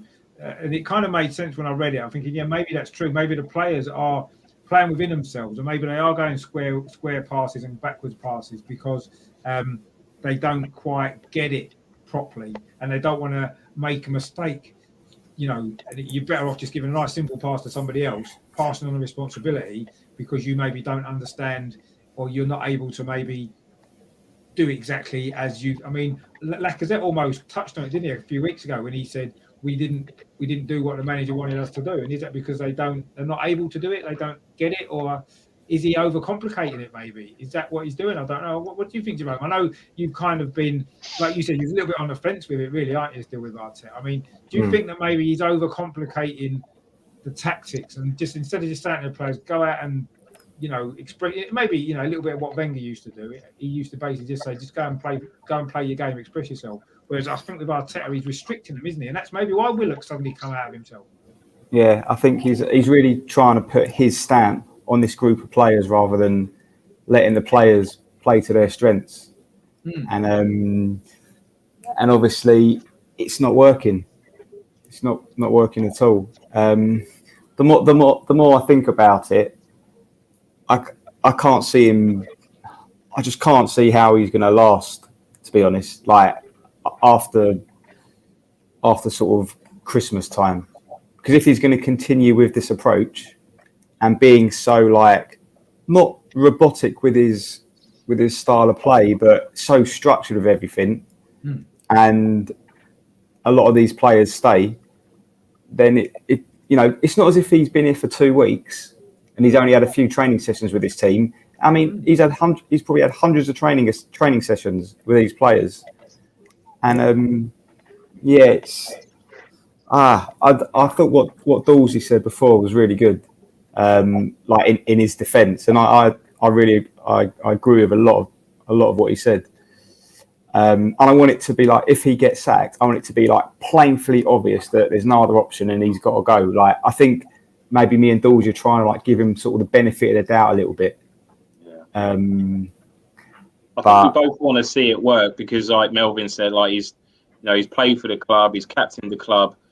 I mean, he comes across, and all the stuff he said when he joined, he really, he won me over from the off with some of the, what he wanted, that he wanted the right mentality, all of those things that he was saying the right things. And I think probably, I agree with Jerome to a certain degree. I would love to see this work. I would love to see him succeed at Arsenal and for it to really kick off. I think it's, when you look at all of the other top managers around the world, you look at them, they've all got a philosophy. They've all got a way of playing, but I guess what they've got, when you look at the way Wenger played, he played the same way for 20 years. For 10 years, it worked. No one had a problem with it. But for the second 10 years, when the players weren't good enough to do it, that's when we had a problem with it. We had no plan B, we couldn't change the way we were playing. But that same way of playing made us go through a season unbeaten. We won 3 Premier League titles, So every top manager has a way in their mind that they play football, and this is the way I want my team to play. Mourinho's got it, whether you like it or not, he's got it, and it's been successful for him throughout his career up until Spurs. So I guess what Arteta's trying to do is he's obviously got in his head his philosophy. He's got the way his team want to play, and he's trying his best to try and stamp that. But what he hasn't got is the experience to say, right, I don't know what to do now. I want my team to play this way. This is what I want them to do. But these players are either not good enough to do it, or I'm not communicating the right way to them how to do it. So it's one of the two things, or a mixture of both. But for me, you don't. And I always remember an interview that Gary Neville did. Now, obviously, we all know he was quite unsuccessful at Valencia in a short period of time. But I remember him saying he went into the club and said, "This is the way I want my team to play." And I remember him saying some of the players were questioning it, and some of the players were commenting about this isn't working. So he changed it, and that was his downfall. That got him the sack, essentially. I know he wasn't doing very well anyway, but. So I guess if you've got a philosophy in your head, I guess if you're convinced that it's going to work, if you've got the right players, then you have to stick with it.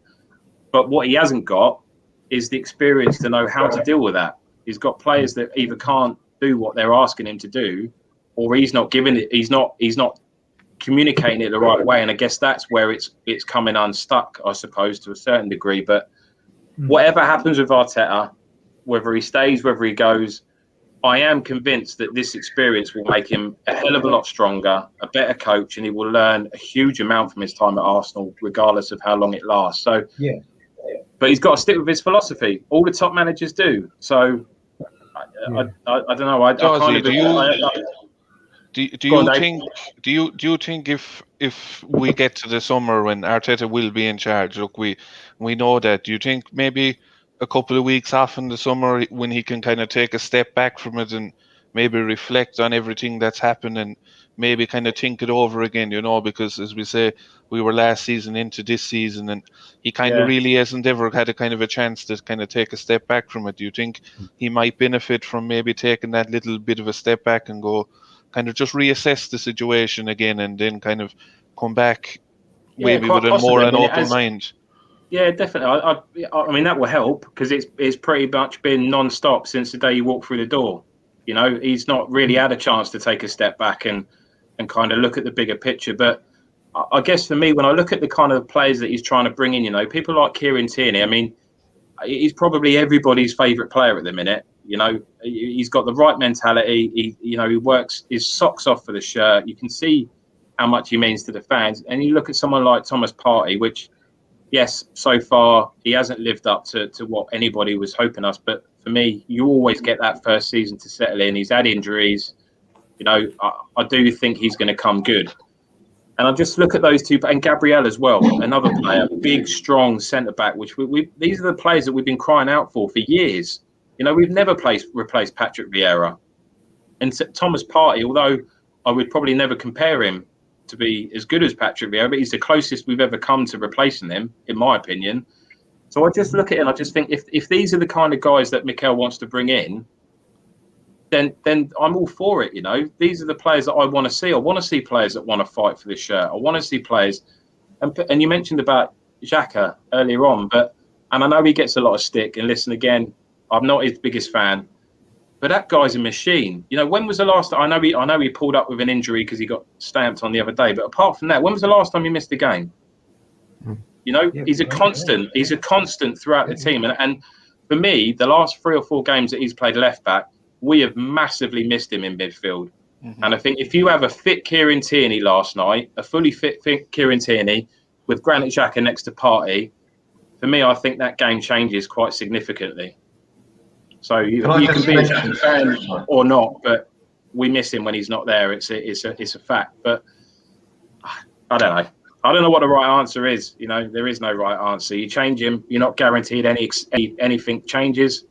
No. You stick with him, and you're not guaranteed anything changes either. So I don't know. And was it Jerome said earlier? We don't, you know, just because you change something, it doesn't necessarily mean it's going to improve. And we've seen that ourselves, and we've seen it elsewhere as well. I mean, what were you going to say then, Melvin? You wanted to come back? I said, you know what no one's spoken about, and I think it's a very big factor at our club. You're saying that he's under a lot of pressure, he's got to do this, he's got to do that. Where's his backroom staff? Why aren't they giving him a bit of support? Why aren't they telling him when he's making a mistake, a stupid mistake? Come on, are you sure about that? Do you think we ought to try something different? Do you think we ought to do this? Where's that? They're getting paid money to be doing their job. And if they're yes men, then I'll take the job. Thank you very much. We don't need yes men around the manager. We need people to help him. Sometimes to be critical without being rude. He's got to be, and that will give him support, funny enough, on criticism. You know, you could all of a sudden he gets a different slant on things, another person's opinion that he respects, and it just gels together. To me, he seems to be stuck out there by himself, and there's no whispering in his ear when we're 1-0 down, is there? They're all around him when we score a goal, but when it's 1-0 down, it's like, where is everybody? And that's totally wrong. He's picking the wrong backroom stuff. But listen, I don't mind if he gets all of them and he gets some decent number 2, 3s, and 4s in. Perhaps that'll make him a better person. So that might be an answer. Melvin, do you think that maybe he should have, and for me, it's maybe a missed opportunity for him, he should have got some ex-Arsenal players, maybe that he played with or that he knew, to come in and help him. He's got his own coaching staff in, you know, Steve Round and whoever else it is as well, which is fair enough. But surely somebody, an ex-Arsenal player, just to help him along the way. You know what would be perfect? You know what would be perfect for him? The one that he played with, and they got on very well, and they both get the club. Mertesacker. Mertesacker's a great shout. Yeah. And I'll tell you what, he doesn't. Is he a bit young? Mertesacker.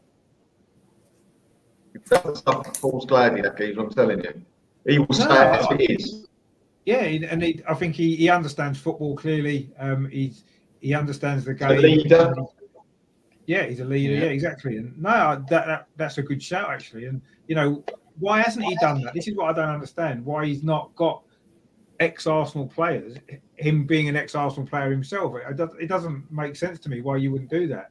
You know, he's got coaches in that he trusts as coaches around him, which is fair enough. But I agree, they don't seem to be telling him where he's going wrong. But maybe that's because they just agree with him. You know, I suppose it could be just that, couldn't it? I don't know. But I would have been getting, if I would have been Arteta, I would have got a few ex-players to help me. You know, mates that you have, because there have been loads of people that you must know that aren't necessarily in coaching. Not necessarily to coach the team, get you coaching to coach the team, but just to help you with the players, because sometimes it's about getting into their heads, isn't it? And you know, maybe he's needed some help with that, perhaps. I don't know. That seems to be. Well, can you imagine, Richard, not trying first half, and you go back to the dressing room and Mertesacker's waiting for you? Yeah. Yeah. You know what I mean? Yeah, exactly. Yeah, no, that's what I'm saying. Just someone that can maybe hand out the bollockings that you can't do yourself, and that may be what's needed. Not a coach, just someone to good cop, bad cop. Yeah, almost. Yeah, exactly. Something like that could made a difference, and maybe that could make a difference going forward. Perhaps. Have you got Crosby's number in here? You? I'm going to phone him up. It's a good idea. You know? It does. He It watches does. the show. Yeah, it does feel like Arteta is very much out there on his own. It doesn't. It doesn't. Yeah. It doesn't look from when you look at it from the outside. He hasn't got any help from anyone from anywhere in his first job in a huge club, and I think that's a culmination of, things aren't going right, but he hasn't got the experience to know what to do in that situation. He's got no one around him that he can say, look, I know I need to change something, but I don't know what I need to change. He's got no one to turn to. And this is why I go back to saying that the club have set him up to fail, because you need to, in your first job at such a huge club, you should have arms around you, left, right and centre every day. How's it going? How are you getting on? Like, how are the players settling in? How are they getting on with this, that, X, Y, Z? You should have people asking him questions every single day, making sure that he's getting on all right, just showing him that there's people there that are there to support him. And that there isn't. There's no one. There is absolutely no one in that club. And that I really feel, and that's what I feel for him. And I've got an allegiance to him because I like him. He's ex-Arsenal. He's a captain. I want it to work, but it's not working. But I don't think that's entirely his fault. I know he's not stupid. He is not stupid. He knows that something needs to be changed, but he hasn't got any support around him to try and help him make that adjustment. So, but he was allowed to bring in his own people, though, wasn't he? So he had the opportunity to do that. Yeah, absolutely. He brought the people in that he's got, rather than maybe looking at people that maybe understand Arsenal a bit more as well. Because obviously all the coaching staff he's got in, they haven't got any history with Arsenal, have they? None of them. They're just people that he obviously knows and trusts and stuff like that, which is great. Get them as well, but surely he had an opportunity to do that. Yeah. James actually in the chat there, James Powell's made a good point here. He says, Arteta bombards players with information. It's a case of information overload. Yeah, I agree with that. Do you know any other manager who screams instructions, stay, go, sit at his players for 90 minutes? And Terry says, yeah, a dog handler, which is probably fair. But it's right, isn't it?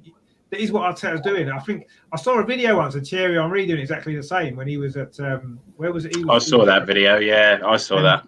He was doing exactly the same, and he wasn't successful either. It kind of there seems to be a theme there. You've got to allow players to express themselves and not constantly tell them what to do, because they're all experienced footballers. They know how to play the game.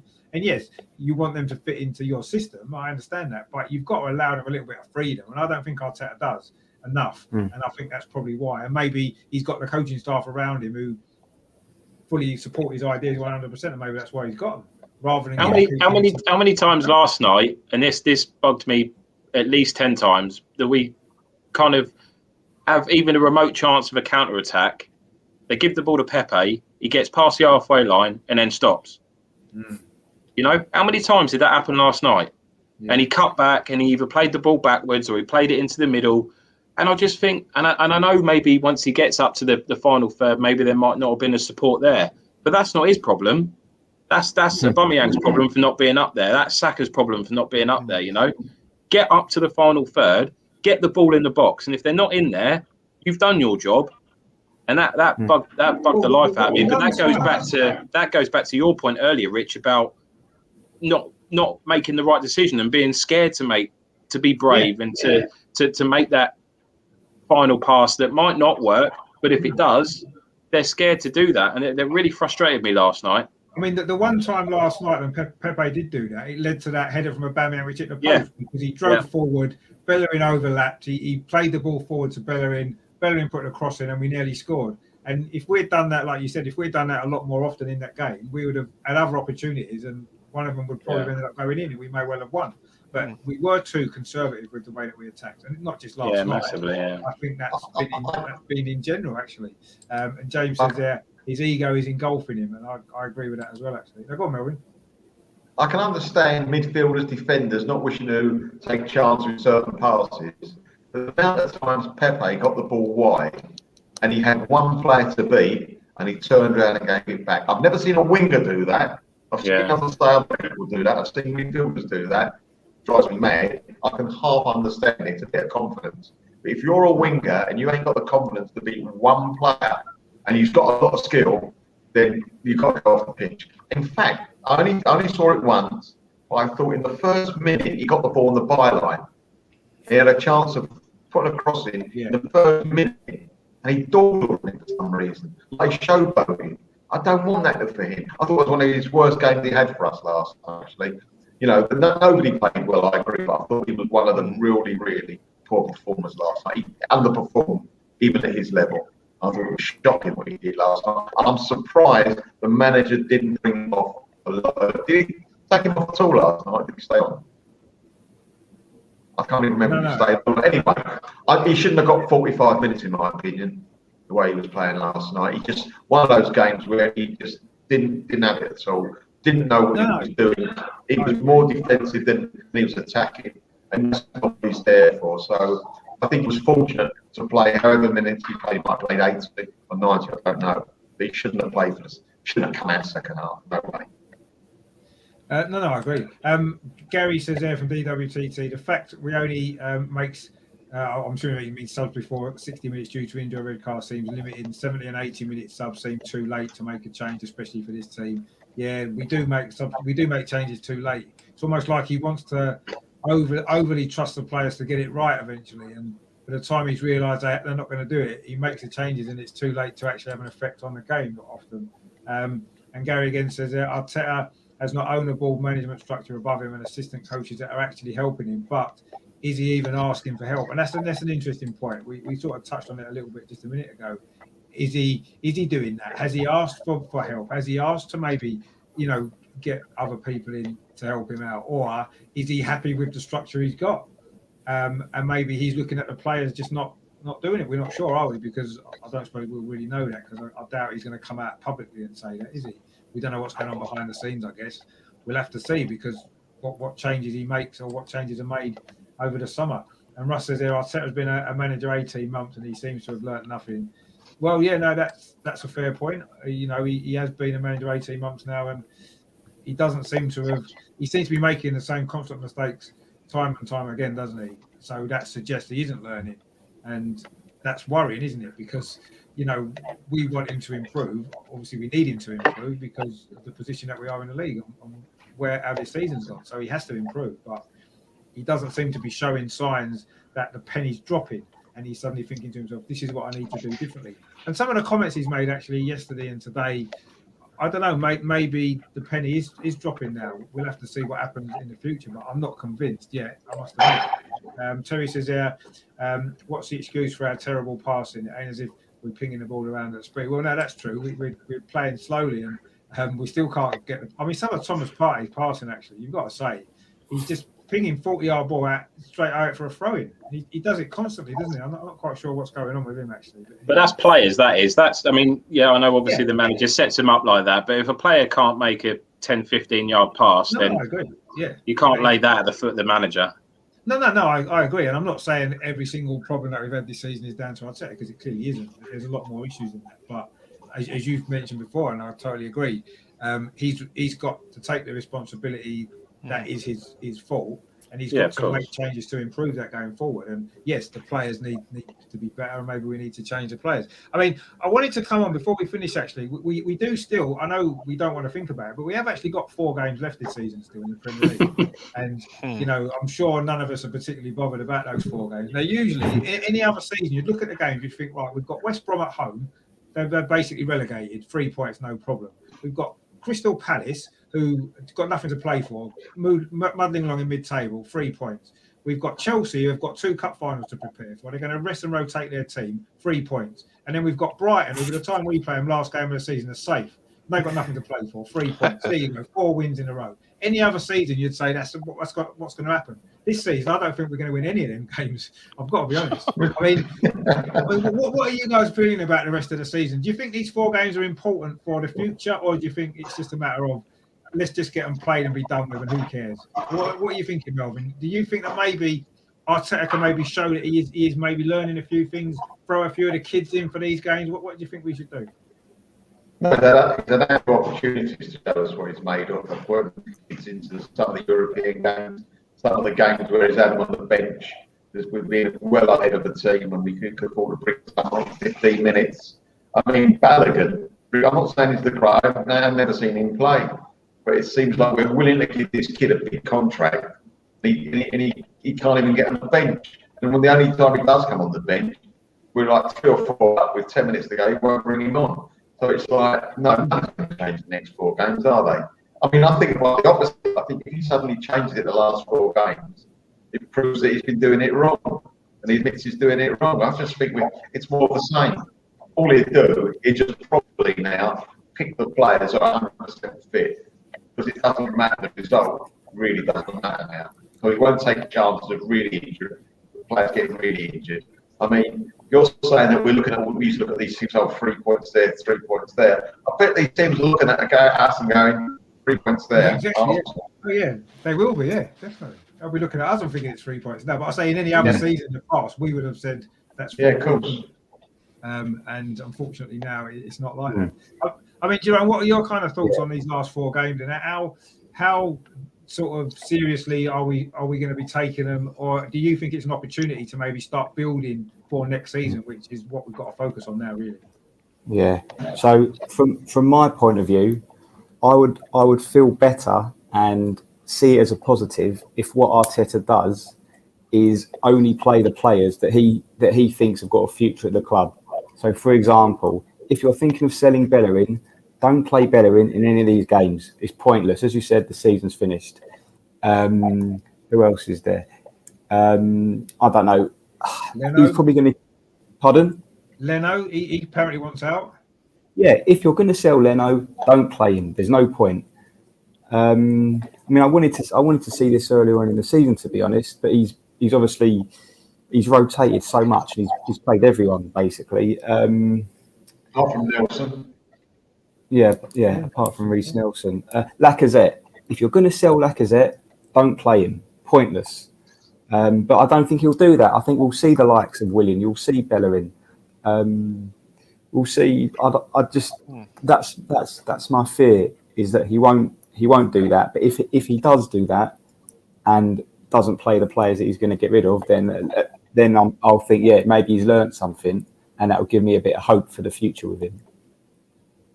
Yeah, no, that's an interesting point, actually. Yeah, I think it's an opportunity for Arteta, isn't it? The players that he wants to keep, play them, like you said, in the games. He might have to play 1 or 2 others, because depending on positions and stuff like that. But yeah, that's a good point, actually. Maybe that's what we should do. And maybe if we see that in the next 4 games, a few of the younger players coming in and a few of the players that are clearly going to be leaving, such as Bellerin, as you mentioned, Leno possibly not playing them, then maybe that's a good sign for the future. Maybe he is planning ahead. Rather, I mean, he's probably not had the opportunity to do that this season because he's had the Europa League. It's been a massive distraction, but it's been what we've been focusing on. He's been trying to build for that. So now we haven't got anything to play for. This is a great opportunity. I totally agree. One more thing. As you said, there's not much to play for. Perfect time. Play Murray and Gabriel as centre backs for 4 games and see how they get on as 2 left footers, just to see. I know it probably won't happen in the future because we'll probably sign either Saliba will play or he might sign a new centre back, but he hasn't experimented with it once, and maybe that's something else to try as well. No, exactly. And if we're going to experiment with anything, now's the time to do it, isn't it? These last 4 games, which aren't nothing really resting on, because we're not going to qualify for Europe regardless, are we? No, that's a really good point, actually. Gary says there, Jerome, you're my manager. Play the future. Buy William Bellerin, buy us Leno. No, there is more. No, there is exactly. That's exactly what we should be doing.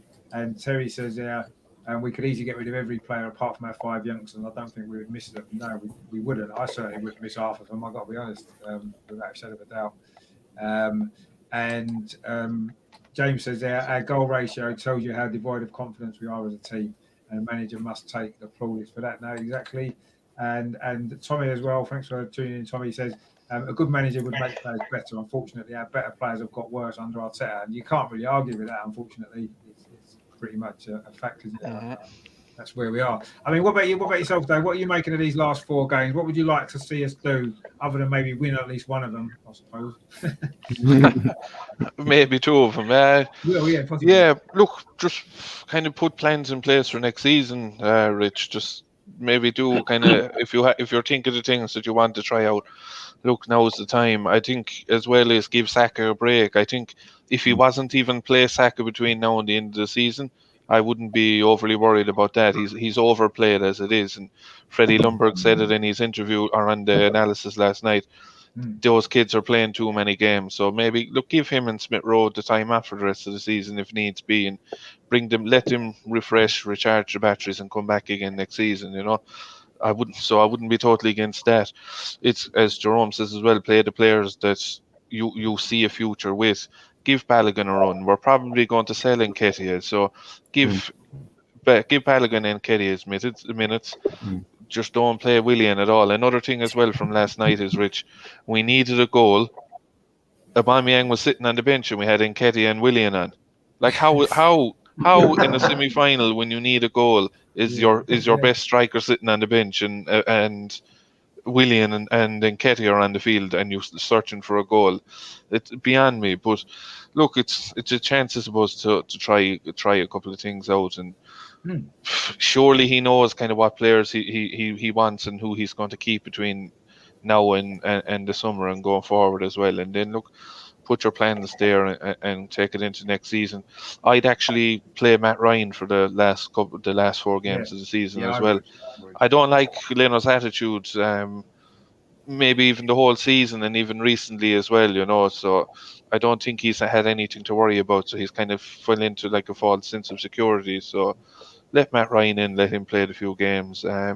Maybe let Aziz play rather than playing Danny Ceballos.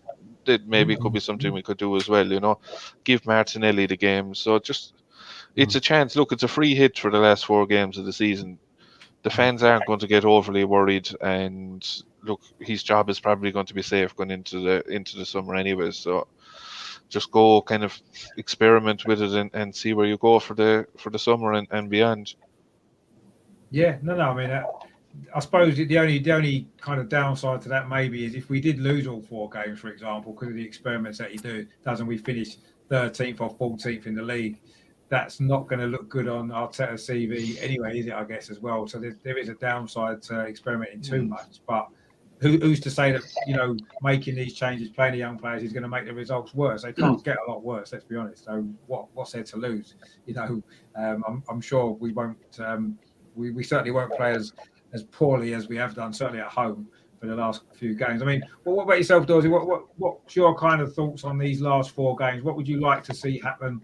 Personally, I'd like the season to have finished last night and forget about it until August. But unfortunately, we have got to get these games played. So what would you like to see happen?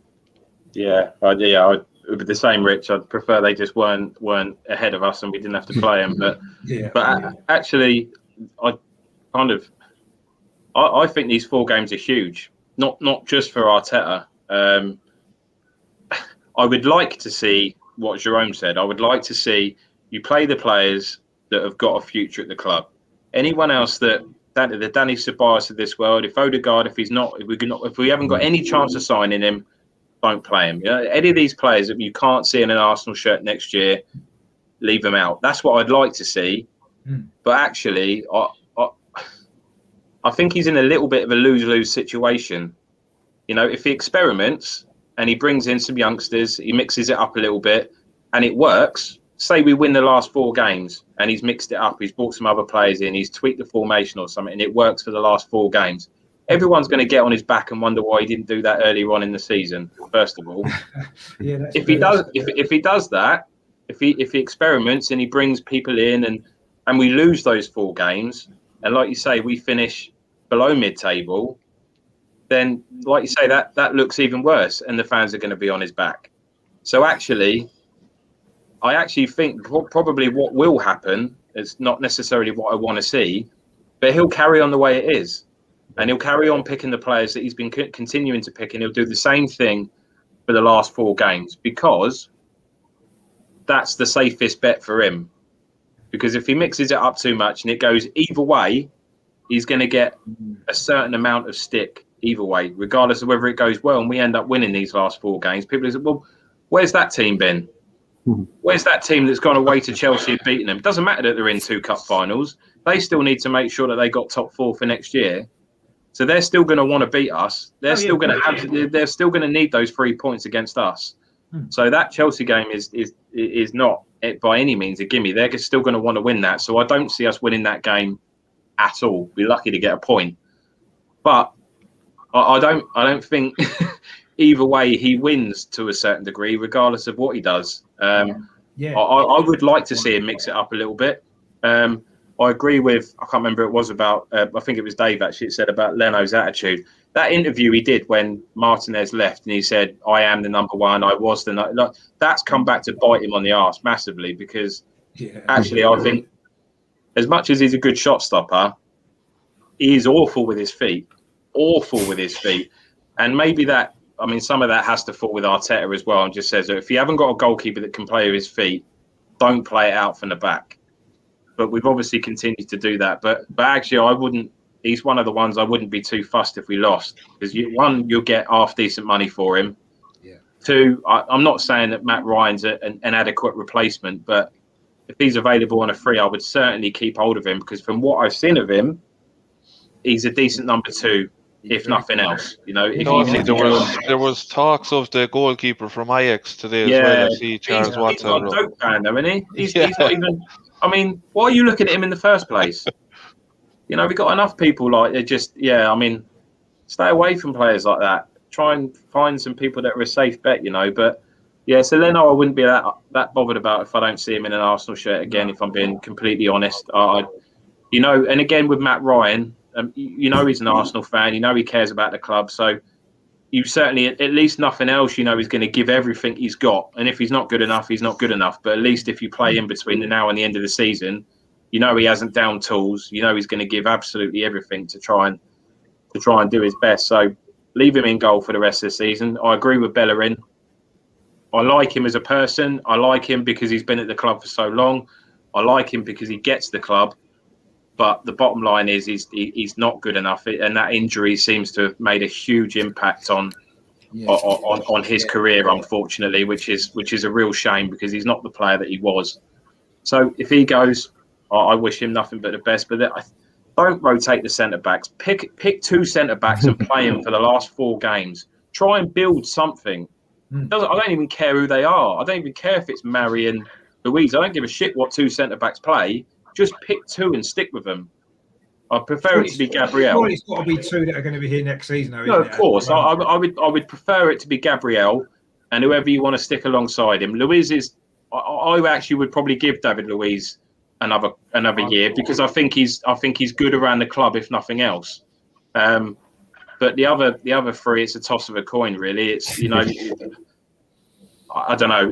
I like Rob Holding again, but is he quite good enough? I think he's done all right this season, bearing in mind he's come back from a big injury as well. Terry says they make Holding useful. Send him on a training course. Well, I'd like to add to that, gentlemen. We should send him out and teach him how to head a ball. Because Holding cannot head a ball. I've never seen a guy head a ball so poorly who's 6'13". And supposed to be a centre half. He cannot head up. Why does he go up for corners? Does he like giving away goal kicks? I mean, I've never seen him hit the target with his head. And sometimes, not all the time, he's unchallenged. He doesn't say good morning to the ball. He does the same thing every time. Over the bar. Does he think that we are shit from set pieces, though? We are awful from set pieces. Our delivery's poor. When the ball hits him on the head, the ball comes on the head. I get that. Towards the goal. He had a good chance last night, didn't he? Doesn't realise if you put your head down a little bit, the ball goes a bit lower. Has he not realised that being the centre half? They've got to send him out to school somewhere to teach him how to head a ball. And when you talk about Matt Ryan, there's something he's got that Leno hasn't got. He's got presence. Leno, in my opinion, has got no presence. When that ball gets crossed, I don't even know where our goalkeeper is, to be honest with you. I'm shutting my eye. Where is he? Where's Leno?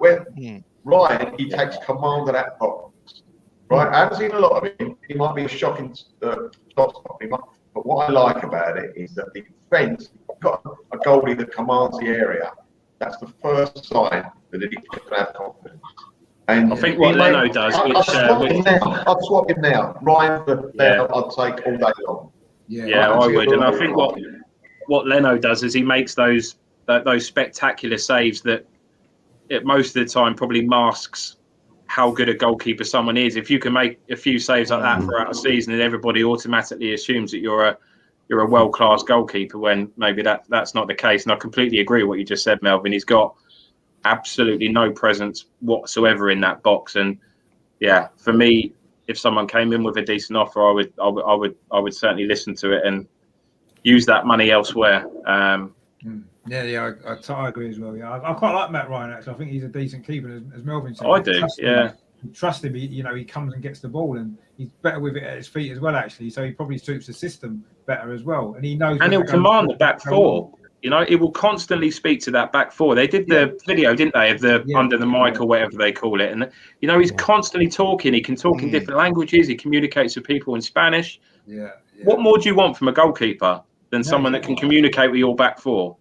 That's half the battle. That is. I think he gives confidence to in front of him as well, because he's commanded. James says there, actually, he said, I don't care if we win, lose or draw. In fact, we don't want to be in that new third-tier European competition. I probably agree with that. Although he does say that a season without European football should help the next manager. See, I'm not sure from a financial point of view, if we need to rebuild the squad, and if we're not in Europe at all, we don't have that extra income, the rebuild is going to take a lot longer. So a new manager coming in without big investment knows they've got a massive job on, and I think it's going to hold us back not being in Europe. I think personally. Yeah, I agree. Just from this year in particular, after the money that the club have lost, not just our club, all clubs. This was the year, if anything, to be in Europe, to at least try to recoup. I know we've actually lost 5% of our European income as well, haven't we, as our punishment for being involved in the Super League. Obviously, next season it's not going to affect us because we haven't got any European income, but going forward it will. So, although it might be an idea to maybe get into that conference and then, get rid of that 5% now, maybe. I don't know. But I think that European football is quite important for us, actually. And James says there as well, he says, we don't want Arteta CV to get boosted by 4 wins, believe me. Well, I mean, it's a difficult one, isn't it? Because if we did win all 4 games and, you'd assume then that there won't be a change of managers, just because if they were going to change it, they'd have changed it now.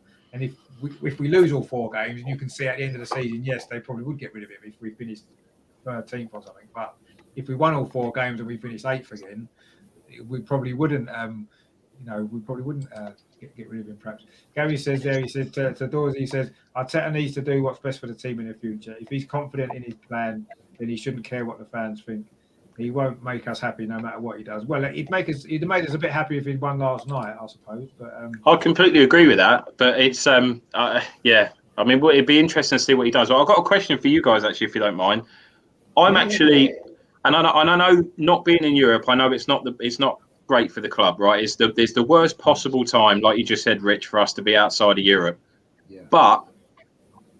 And excited is not the right word, because I'm not excited about next season whatsoever. But I'm quite intrigued to see what happens, because surely that forces somebody to make a decision. Somebody has to do something, whether that be Kroenke, whether they sell the club, whether they invest significantly more than they have done previously. What they can't do, I mean, you'd like to think they can't just leave it as it is, but I'm quite intrigued to see what happens to the team next year, because you look at the Liverpool team, that they were out of Europe for a couple of years, they got Klopp in, and then obviously the rest is history, and they've kind of gone from strength to strength with that. Obviously they've been financially backed quite heavily, but actually that first year out of Europe actually did them the world of good. I know financially it's not good, but I'm quite intrigued to see what happens, because you can't leave it as it is, and it will take even if you're an astute businessman like Kroenke, even if he is, you can't just leave it as he is. He's got to do something, surely. So I'm quite intrigued to see what happens, based on the fact that we're not going to be in Europe, based on players, managers. Just be interesting to see how everybody reacts, because I mean, I'm 38, so even when we weren't in Europe, I vaguely remember not being in Europe. Pretty much for all time that I've been very, very close to the club and followed it this closely, we've always been in Europe. So for me, I'm kind of thinking, well, it'll be a bit weird not watching football either Tuesday, Wednesday or Thursday. It's going to be a bit odd. But the players should be fresh every weekend. You can fight a bit harder for domestic trophies maybe. if you've got the squad to do so. I'm just intrigued just to see what happens next year. I'm not saying it's a good thing that we're out of Europe, but in some cases, and Liverpool being one of those cases, it worked out not too bad for them. So it'll be interesting to see what happens. But I just wondered what your thoughts were on that. Yeah. I mean, Anybody? No, I mean, I understand. I understand that, you know, we've been in Europe for 25 years, so it's going to be a new experience for everybody, really. You know, fans. I mean, when I first started watching Arsenal in the early 80s, we wasn't really in Europe that much, and then there was the ban anyway. So we had 4 or 5 years without European football anyway. So you kind of got used to that, and they kind of developed a couple of other little competitions for everybody just to fill a few extra midweeks. I remember one cup we won, some centenary cup thing that we won because there was no European football and stuff. So I didn't mind it back then, not being in Europe. I wasn't really that bothered either way. I've got to be honest, European football, I don't particularly like it, especially. So us being in Europe or not, from my point of view, I'm not really that bothered about. But from a financial point of view for the club, I think this season in particular was massive. And yes, I think next season there's no excuses there to rotate your squad. There's no excuse to rest players for this game or that game because we're going to have a lot less games next season. We'll have 38 league games. We'll have a few, hopefully we'll have a few FA Cup games and a few League Cup games. There's no reason why we can't go all out to win the 2 cups or try our best to win the 2 cups, play our strongest team in every round. And, because we are more of a cup team anyway. So maybe in that sense, we might end up, getting to both domestic finals, possibly. We'll have to see how that works out. But that's perhaps the only upside to it. But it's the financial side that really worries me, actually, about it all. And that's going to be, we won't know the full effect of that probably yet, but we'll see what happens, when the transfer window comes around and that kind of stuff. But in terms of the football season itself, it wouldn't really bother me because it gives us all a bit of a breather during midweek as well. Because this season's been ridiculous, hasn't it? You haven't had, it hasn't been hardly any midweeks off. And I know when we've had a midweek off, when it's been an international break, we've all been bored. Think, what can we do? But I think over the season, it actually might be a good idea. You play poorly on a Saturday or a Sunday, probably more on a Saturday next year. And then you can you've got the week to kind of get over it and prepare yourself for the next game, I suppose. But yeah, I don't know. I mean, what do you guys think about it not being in Europe? The only downfall I'd find from it, Rich, is how big our squad is. We've a squad nearly and touching on like 30 players. That was nearly a problem in itself last season and coming on now. And if we're out of Europe as well, is how do you keep all those players happy? Like you can't. Yeah. It's probably You need to sell. You could have to sell and up 8, 9, and 10 players if we're going to be out of Europe just to keep them happy. The more the merrier. Well, if only. Plus as well, we still paying Champions League salaries, aren't we, to a lot of players on Champions League contracts because that's where we were at the time, and we're not going to have that money coming in. That's going to be a problem looking ahead, isn't it? If we're not in Europe next season and we don't qualify for the season after, some of these contracts we've still got to pay them because they're unless we can sell the players on, which is going to be tricky. So we could get ourselves into a bit of a financial mess actually if we're not careful. If we're not in Europe for more than one season. I mean, I remember people saying, "Oh, well, a season out of the Champions League and the Europa League might not be too bad," and there we are 5 years later. And we're not even going to be in Europe at all. So do you know what I mean? It's difficult. It is a tricky one for me. I mean, what are you thinking, Melvin, about that? About not? Do you think that not being in Europe might be one season, if it was one season? I got a theory. I don't think being out of Europe will help us win the league. You don't think? I don't know if it's true or not. I could be wrong. I don't know. I just don't think it really is the defining factor. Listen, if we're out of Europe, it makes no difference to me at all. Because I don't even enjoy watching these European games. I mean, the games we played in the group stages was hard, really. I didn't even know where some of these clubs come from, what country they were. When I was told, I still didn't recognise the country. Don't be saying that about Ireland. Apart from that great team, sorry, Dan, sorry, I apologise. No. But you know what I'm saying? It's a bit like that. It is a bit like, listen, we all want to get into the European Championship where we're playing the Real Madrids of this world. Not every year, but the top teams, the Inter Milans, I could name 10 or 12 top European clubs that historically have been there. 12's a bad number. But but 10 or 12 European clubs that have really been there. And that's when you go to either Highbury or the Emirates on a night game, watch those teams, watch them in those famous colours of theirs, and you see a game of football. I don't want to see us having to play a European game on a Thursday and having to put some reserves in because the team we're playing ain't all that. No, that's not what it's all about. We could have played Real Madrid every week. What's up with you? What's wrong with you? Why would you not want a Super League? No, You could have played them week in, week out.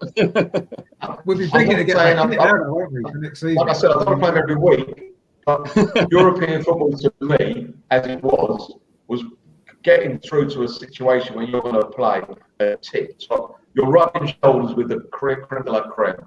And let's face it, we're going to do that now. Definitely going to do it next season. You've got to not in Europe. And we didn't do it this year. Who did we actually play this year? He was called creme de la creme, Benfica, which we struggled against.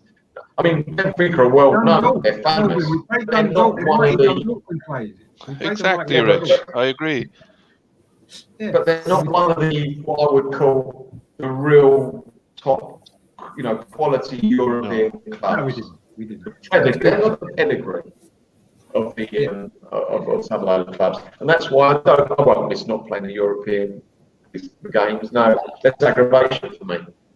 I'll get less, I'll chill out a bit more not watching it. Exactly. No, I kind of agree with that. Yeah, and obviously the European conference would be even better, wouldn't it? Because we'd be playing teams from Azerbaijan every week and stuff like that, which would be fun. So yeah, we're definitely better off being out of that. I mean, what are your thoughts on that then, Jerome, about not being in Europe? But you're kind of, like Doyle said, not really excited about the prospect of it, but it'd be something a little bit different because we've been in Europe for as long as we can remember, really. Yeah, I think it should benefit. It should benefit us because lots of reasons. There's no travelling, not as much rotation that we don't like. As Dawsey said, like you've got more chance of having a settled first 11 if you don't have these midweek games. You'll probably pick up less injuries. So I think it's decent. And as Dave was saying before about having such a big squad, so if you're not playing as many games next season, then you can sell more players, which means that you can raise more money. Yeah. Also, in terms of being in the Europa League, I don't actually know how much money that generates for the club. What, 50, 60 million a season, perhaps? Maybe? Possibly. I don't think it's even that. You sell Lacazette and Bellerin, you've covered yourself. So yeah, I think it in theory, I think it should benefit us. I'm just interested to see whether that's the kick up the arse we need, because let's be honest, right? If we don't get Europe, which we're not going to, let's face it. So if nothing changes this summer and going into next season, it's never going to change, is it? If it doesn't change this season, and what you said earlier, Rich, about paying Champions League contracts is very much a valid point. But actually, I mean, if Kroenke turns around and says that I'm not going to fund that, if you can't afford, if he doesn't fit in with our wage bill, if he's too expensive, you got to sell him. So actually, that can work two ways in the sense that you might get a higher turnover in the squad, which, like we've all said tonight, actually there's not many players there that we would be too disappointed in seeing the back of. So it might work out in our favour if you get a higher squad turnover if we can't afford the higher wages. But I'm just interested to see whether that is the kick up the arse that everybody needs, the Kroenkes, everybody, because if this isn't the kick, then there is no such thing. It's never going to change, is it? No, I kind of agree with that. Tommy says last time we were this bad, we went and bought the Iceman Bergkamp not long after Wenger came. We all know what the history, hoping history repeats. Well, yeah, that was true. Last time we wasn't in Europe, we did go out and get Bergkamp, didn't we? So who knows? Yeah, we had a different board though, Richard. We had a different board of directors though, didn't we? Well, we had David Green, who kind of knew what he was doing. And had the club's interests at heart as well. Yeah, exactly.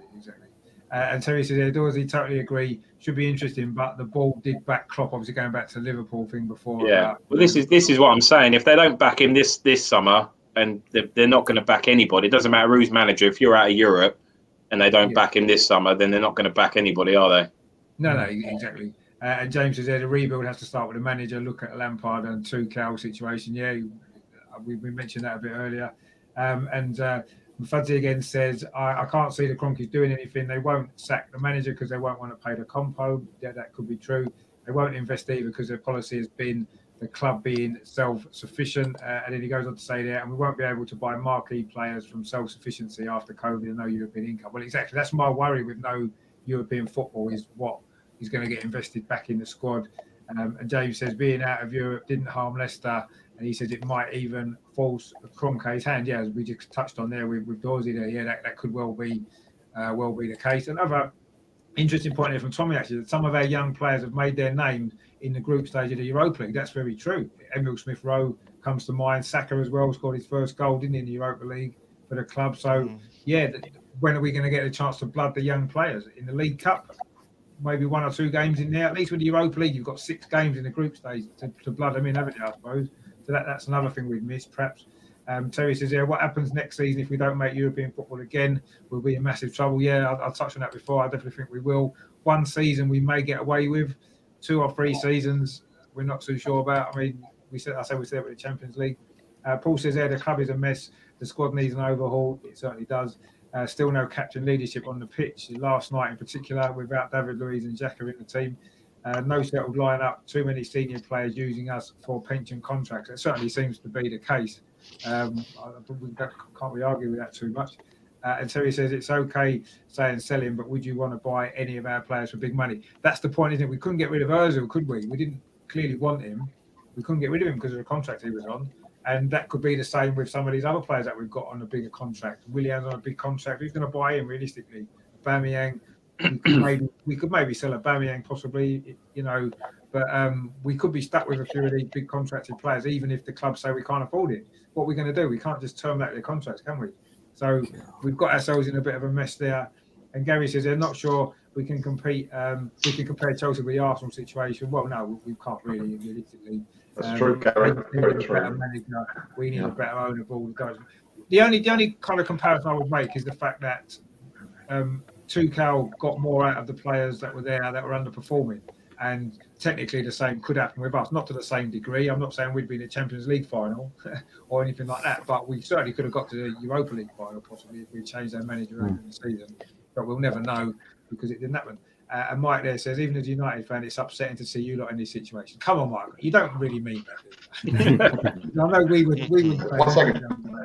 We would be enjoying it. So come on, be honest. You don't care. You're enjoying the fact that we're struggling, as I'm sure most other, certainly the media are. That's for dead certain, isn't it? I think Melbourne just fell off the edge of the cliff, hasn't he? Where's he gone? I'll be back. Don't worry, I'll be back. Okay. Just look, turn around and you're gone. And Mike says, good day, 2021. Yeah, well, obviously you'll be there. And Unai Emery's going to do you, so don't worry about it. He definitely will. But although to be fair, I don't think that was a great side, and we missed a big opportunity there. And unfortunately, it's Man United are going to probably beat them, and that'll be that. And it's going to make our situation a lot worse when the 2 European trophies are won by English clubs, and we've let the side down, haven't we? We didn't make it a full house, did we? By getting knocked out, the other 3 made it through. So, but anyway, I must admit, I don't think I could have coped with losing 2 European finals to 2 English clubs within 3 years. I don't think I could have. I don't think I could have coped with that. But I still think we could have beat United, in a final. No, I think we was going to beat Chelsea last time, to be fair. So, yeah, we were lucky to get that far. We struggled against Olympiacos, we struggled against Benfica, and we struggled against Villarreal. So I don't know why everybody was so confident that we would go on to beat United. Out of all the knockout stage, it was only one. We only played well once out of 8 games. That was the away game in Slavia Prague, and that kind of says it all, really, doesn't it? Whereas Villarreal, actually, they, apart from last night, they've won every other knockout game, and they haven't conceded a goal away from home in a competition. So, they're certainly going to give Man United a game, and I actually think Unai Emery might beat him. I'll be certainly cheering for him anyway, because he's been quite respectful to Arsenal. Actually, he was last night as well. I thought some good comments after the game he made in his press afterwards as well. So fair play to him actually. Russ says there, Arsenal have a terrible record in Europe. Full stop. We have a terrible record of progressing in Europe. We've got a great record of qualifying, but not for doing much else, unfortunately. And Mike even said that in a one-off game you could beat us, but if it was over 2 leagues, I think we would have had you. Possibly, yeah. Although if it was 2 leagues this year, we'd have won 1-0 on aggregate. So there you go. anyway. And we've got Lewis in as Everton fan. How you doing? Yeah, thanks for watching, Lewis. Obviously, you guys aren't doing so well, are you, lately either? You've got the same problem as us. You can't win at home, which is a bit of an issue. It's been an issue for a few clubs actually this season. But anyway, luckily we've only got. Is there only one home game? No, we've got two, haven't we? West Brom and Brighton. Yeah. So the sooner this season's over for me, the better, really. But anyway, Yeah. I mean, it's been. I found it pretty therapeutic tonight. Actually, I've got to be honest. I kind of feel a little bit more optimistic about everything than I did maybe 2 hours ago. So it's good to get it all out in the open, isn't it? You know. And I kind of feel that we're probably not going to see a change of manager, because if we were going to, we would have seen one today, and we didn't. So my guess is Arteta will still be in charge at the start of next season, and hopefully, like you've touched on, Dorsey, maybe this might be the kick up the arse that the Cronkies have needed to actually properly invest in the team, or sell one or the other. It might be what's needed. So maybe it might not be such a bad thing after all, but we'll see obviously what happens, you know, at this moment in time. We don't know, do we? And Mike says there, who have you got on the weekend? We've got West Brom at home. So Sam Allardyce, it's going to be a good game, that I'm sure. He says, wait, can't you lot finish 30th? No, we probably can finish 30th, and I wouldn't be surprised if we did, if I'm totally honest. But anyway, I think this guy's using us just to take the mick a little bit. I think. I think you need to kick him out. Let him enjoy his moment, you know. Until Unai Emery does him in the final, then he can it'll be fine. Let him enjoy his moment. I'm sure he's not the only one who enjoyed last night, actually. There'll be a few people that would have been liked us losing, I'm sure. So, but you know, it's part of being an Arsenal fan, isn't it? You know, we're getting used to it now, unfortunately. Better times are ahead. I seen a thing, Rich. I was looking at a clip last night and going down through my feed on Twitter, and then there was a Spurs fan, and she turned around and said, "Look, I know our season has been shit, but as a Spurs fan, you always know Arsenal are going to do worse." And then kind of thinking, how, like, where is the logic in that comment? Yeah. It's ridiculous. The last 60 years. They seem to be wiped from Spurs memories. They don't recollect the last 20 years, do they? Oh, just a bit. Exactly, yeah. It's funny that they keep saying, "Oh, you know, we're going to finish above Arsenal 5 seasons in a row." Well, that's great, but we've actually won 3 FA Cups in that time. Yeah. In finals and semi-finals, so you know, it's levels, isn't it? Really, I guess. But anyway, and Mike says, he says, "You won't hear from me if Villarreal win on May the 26th." I'm sure we won't, but you'll definitely hear from us. Yeah. So that'll be good. So we look forward to that game anyway. But yeah. So anyway, thanks for you guys for coming on the show tonight. I think it's been quite therapeutic for me anyway. I hope you guys have enjoyed it. Melvin, as always, where can people find you on your socials? On your socials, it's Melvin the Anyway Arsenal Marks on Twitter, but on this channel, over and over again, obviously, on Brian's channel, Mr. Arsenal, and on Andrew's channel, From Dark Square to Where. You find me there. And we might have a special show tomorrow, mightn't we, Melvin? That's right. Yeah, we've got talking about, we're chatting about our Cup Run 71, and tomorrow about 5:25 we're going to have the programme start, and that's when we think we worked out that's when Frank lifted the cup 50 years ago. So we're going to start it then, talking about the memories of that unbelievable cup run that finished up by lifting the cup. So yeah, looking forward to that on this channel. It is on this channel, isn't it, Richard, this one? Yeah. Yeah, good. Lovely. But I wasn't sure. No, because it was between you and Ryan, wasn't it? Yeah, no, we've been doing a few this week. This will be the third show that we would have done actually on the double season, 50 years. So that's going to be good tomorrow. That's going to be a good show. Yeah. So, but if you do like a little bit of history, we're going to be talking about that tomorrow. It's going to be good. So, I mean, Melvin's been doing a lot of work behind the scenes to get these shows up and running, which has been great. So, really appreciate that, and hopefully you guys will enjoy the show as well. It's going to be good. The 50th of the 50th anniversary of the 71 FA Cup final, which is actually tomorrow. So we're going to do a show to commemorate that as well. And Jerome, again, it's been an absolute pleasure having you on. Where can people find you? Because you're on another show as well, aren't you, yourself? Cheers. Yeah, thanks, Richard. Yeah, so they can find me at the Transfer Exchange, which is the Transfer Exchange show, which is on Sunday nights, 8 o'clock, or just my personal Twitter handle is just Jerome_Marks. Fantastic. So it's been great to have you on. And definitely check out Cheers. the show there on a Sunday. Good stuff goes on there. And Dave as well, obviously, you've got your own channel. You do some great stuff over there. Just give that a little plug as well.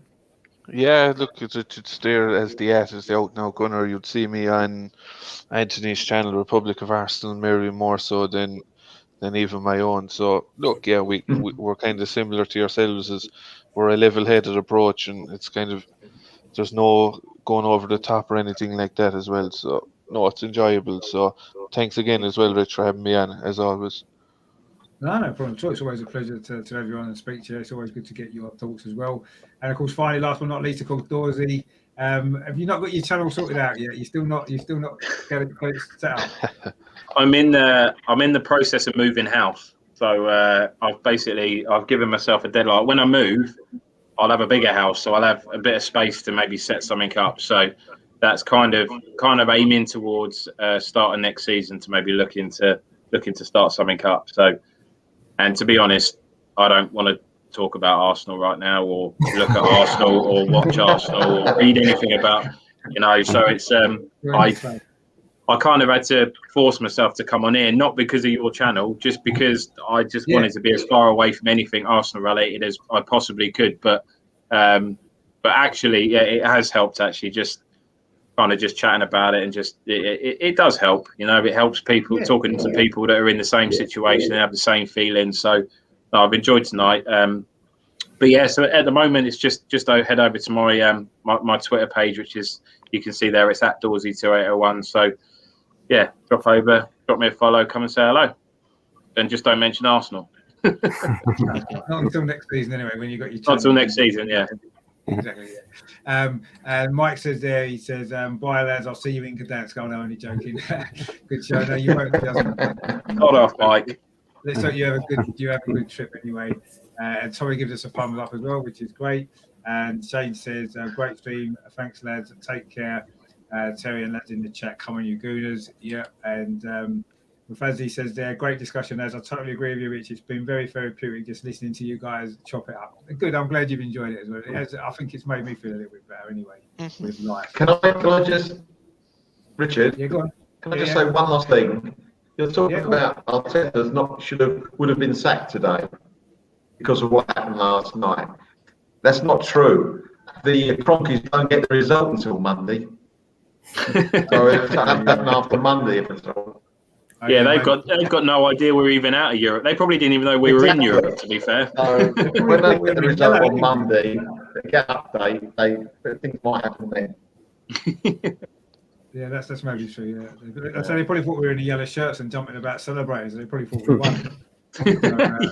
It'll be a shock to them when they find out we was in red actually and we lost, or we got knocked out.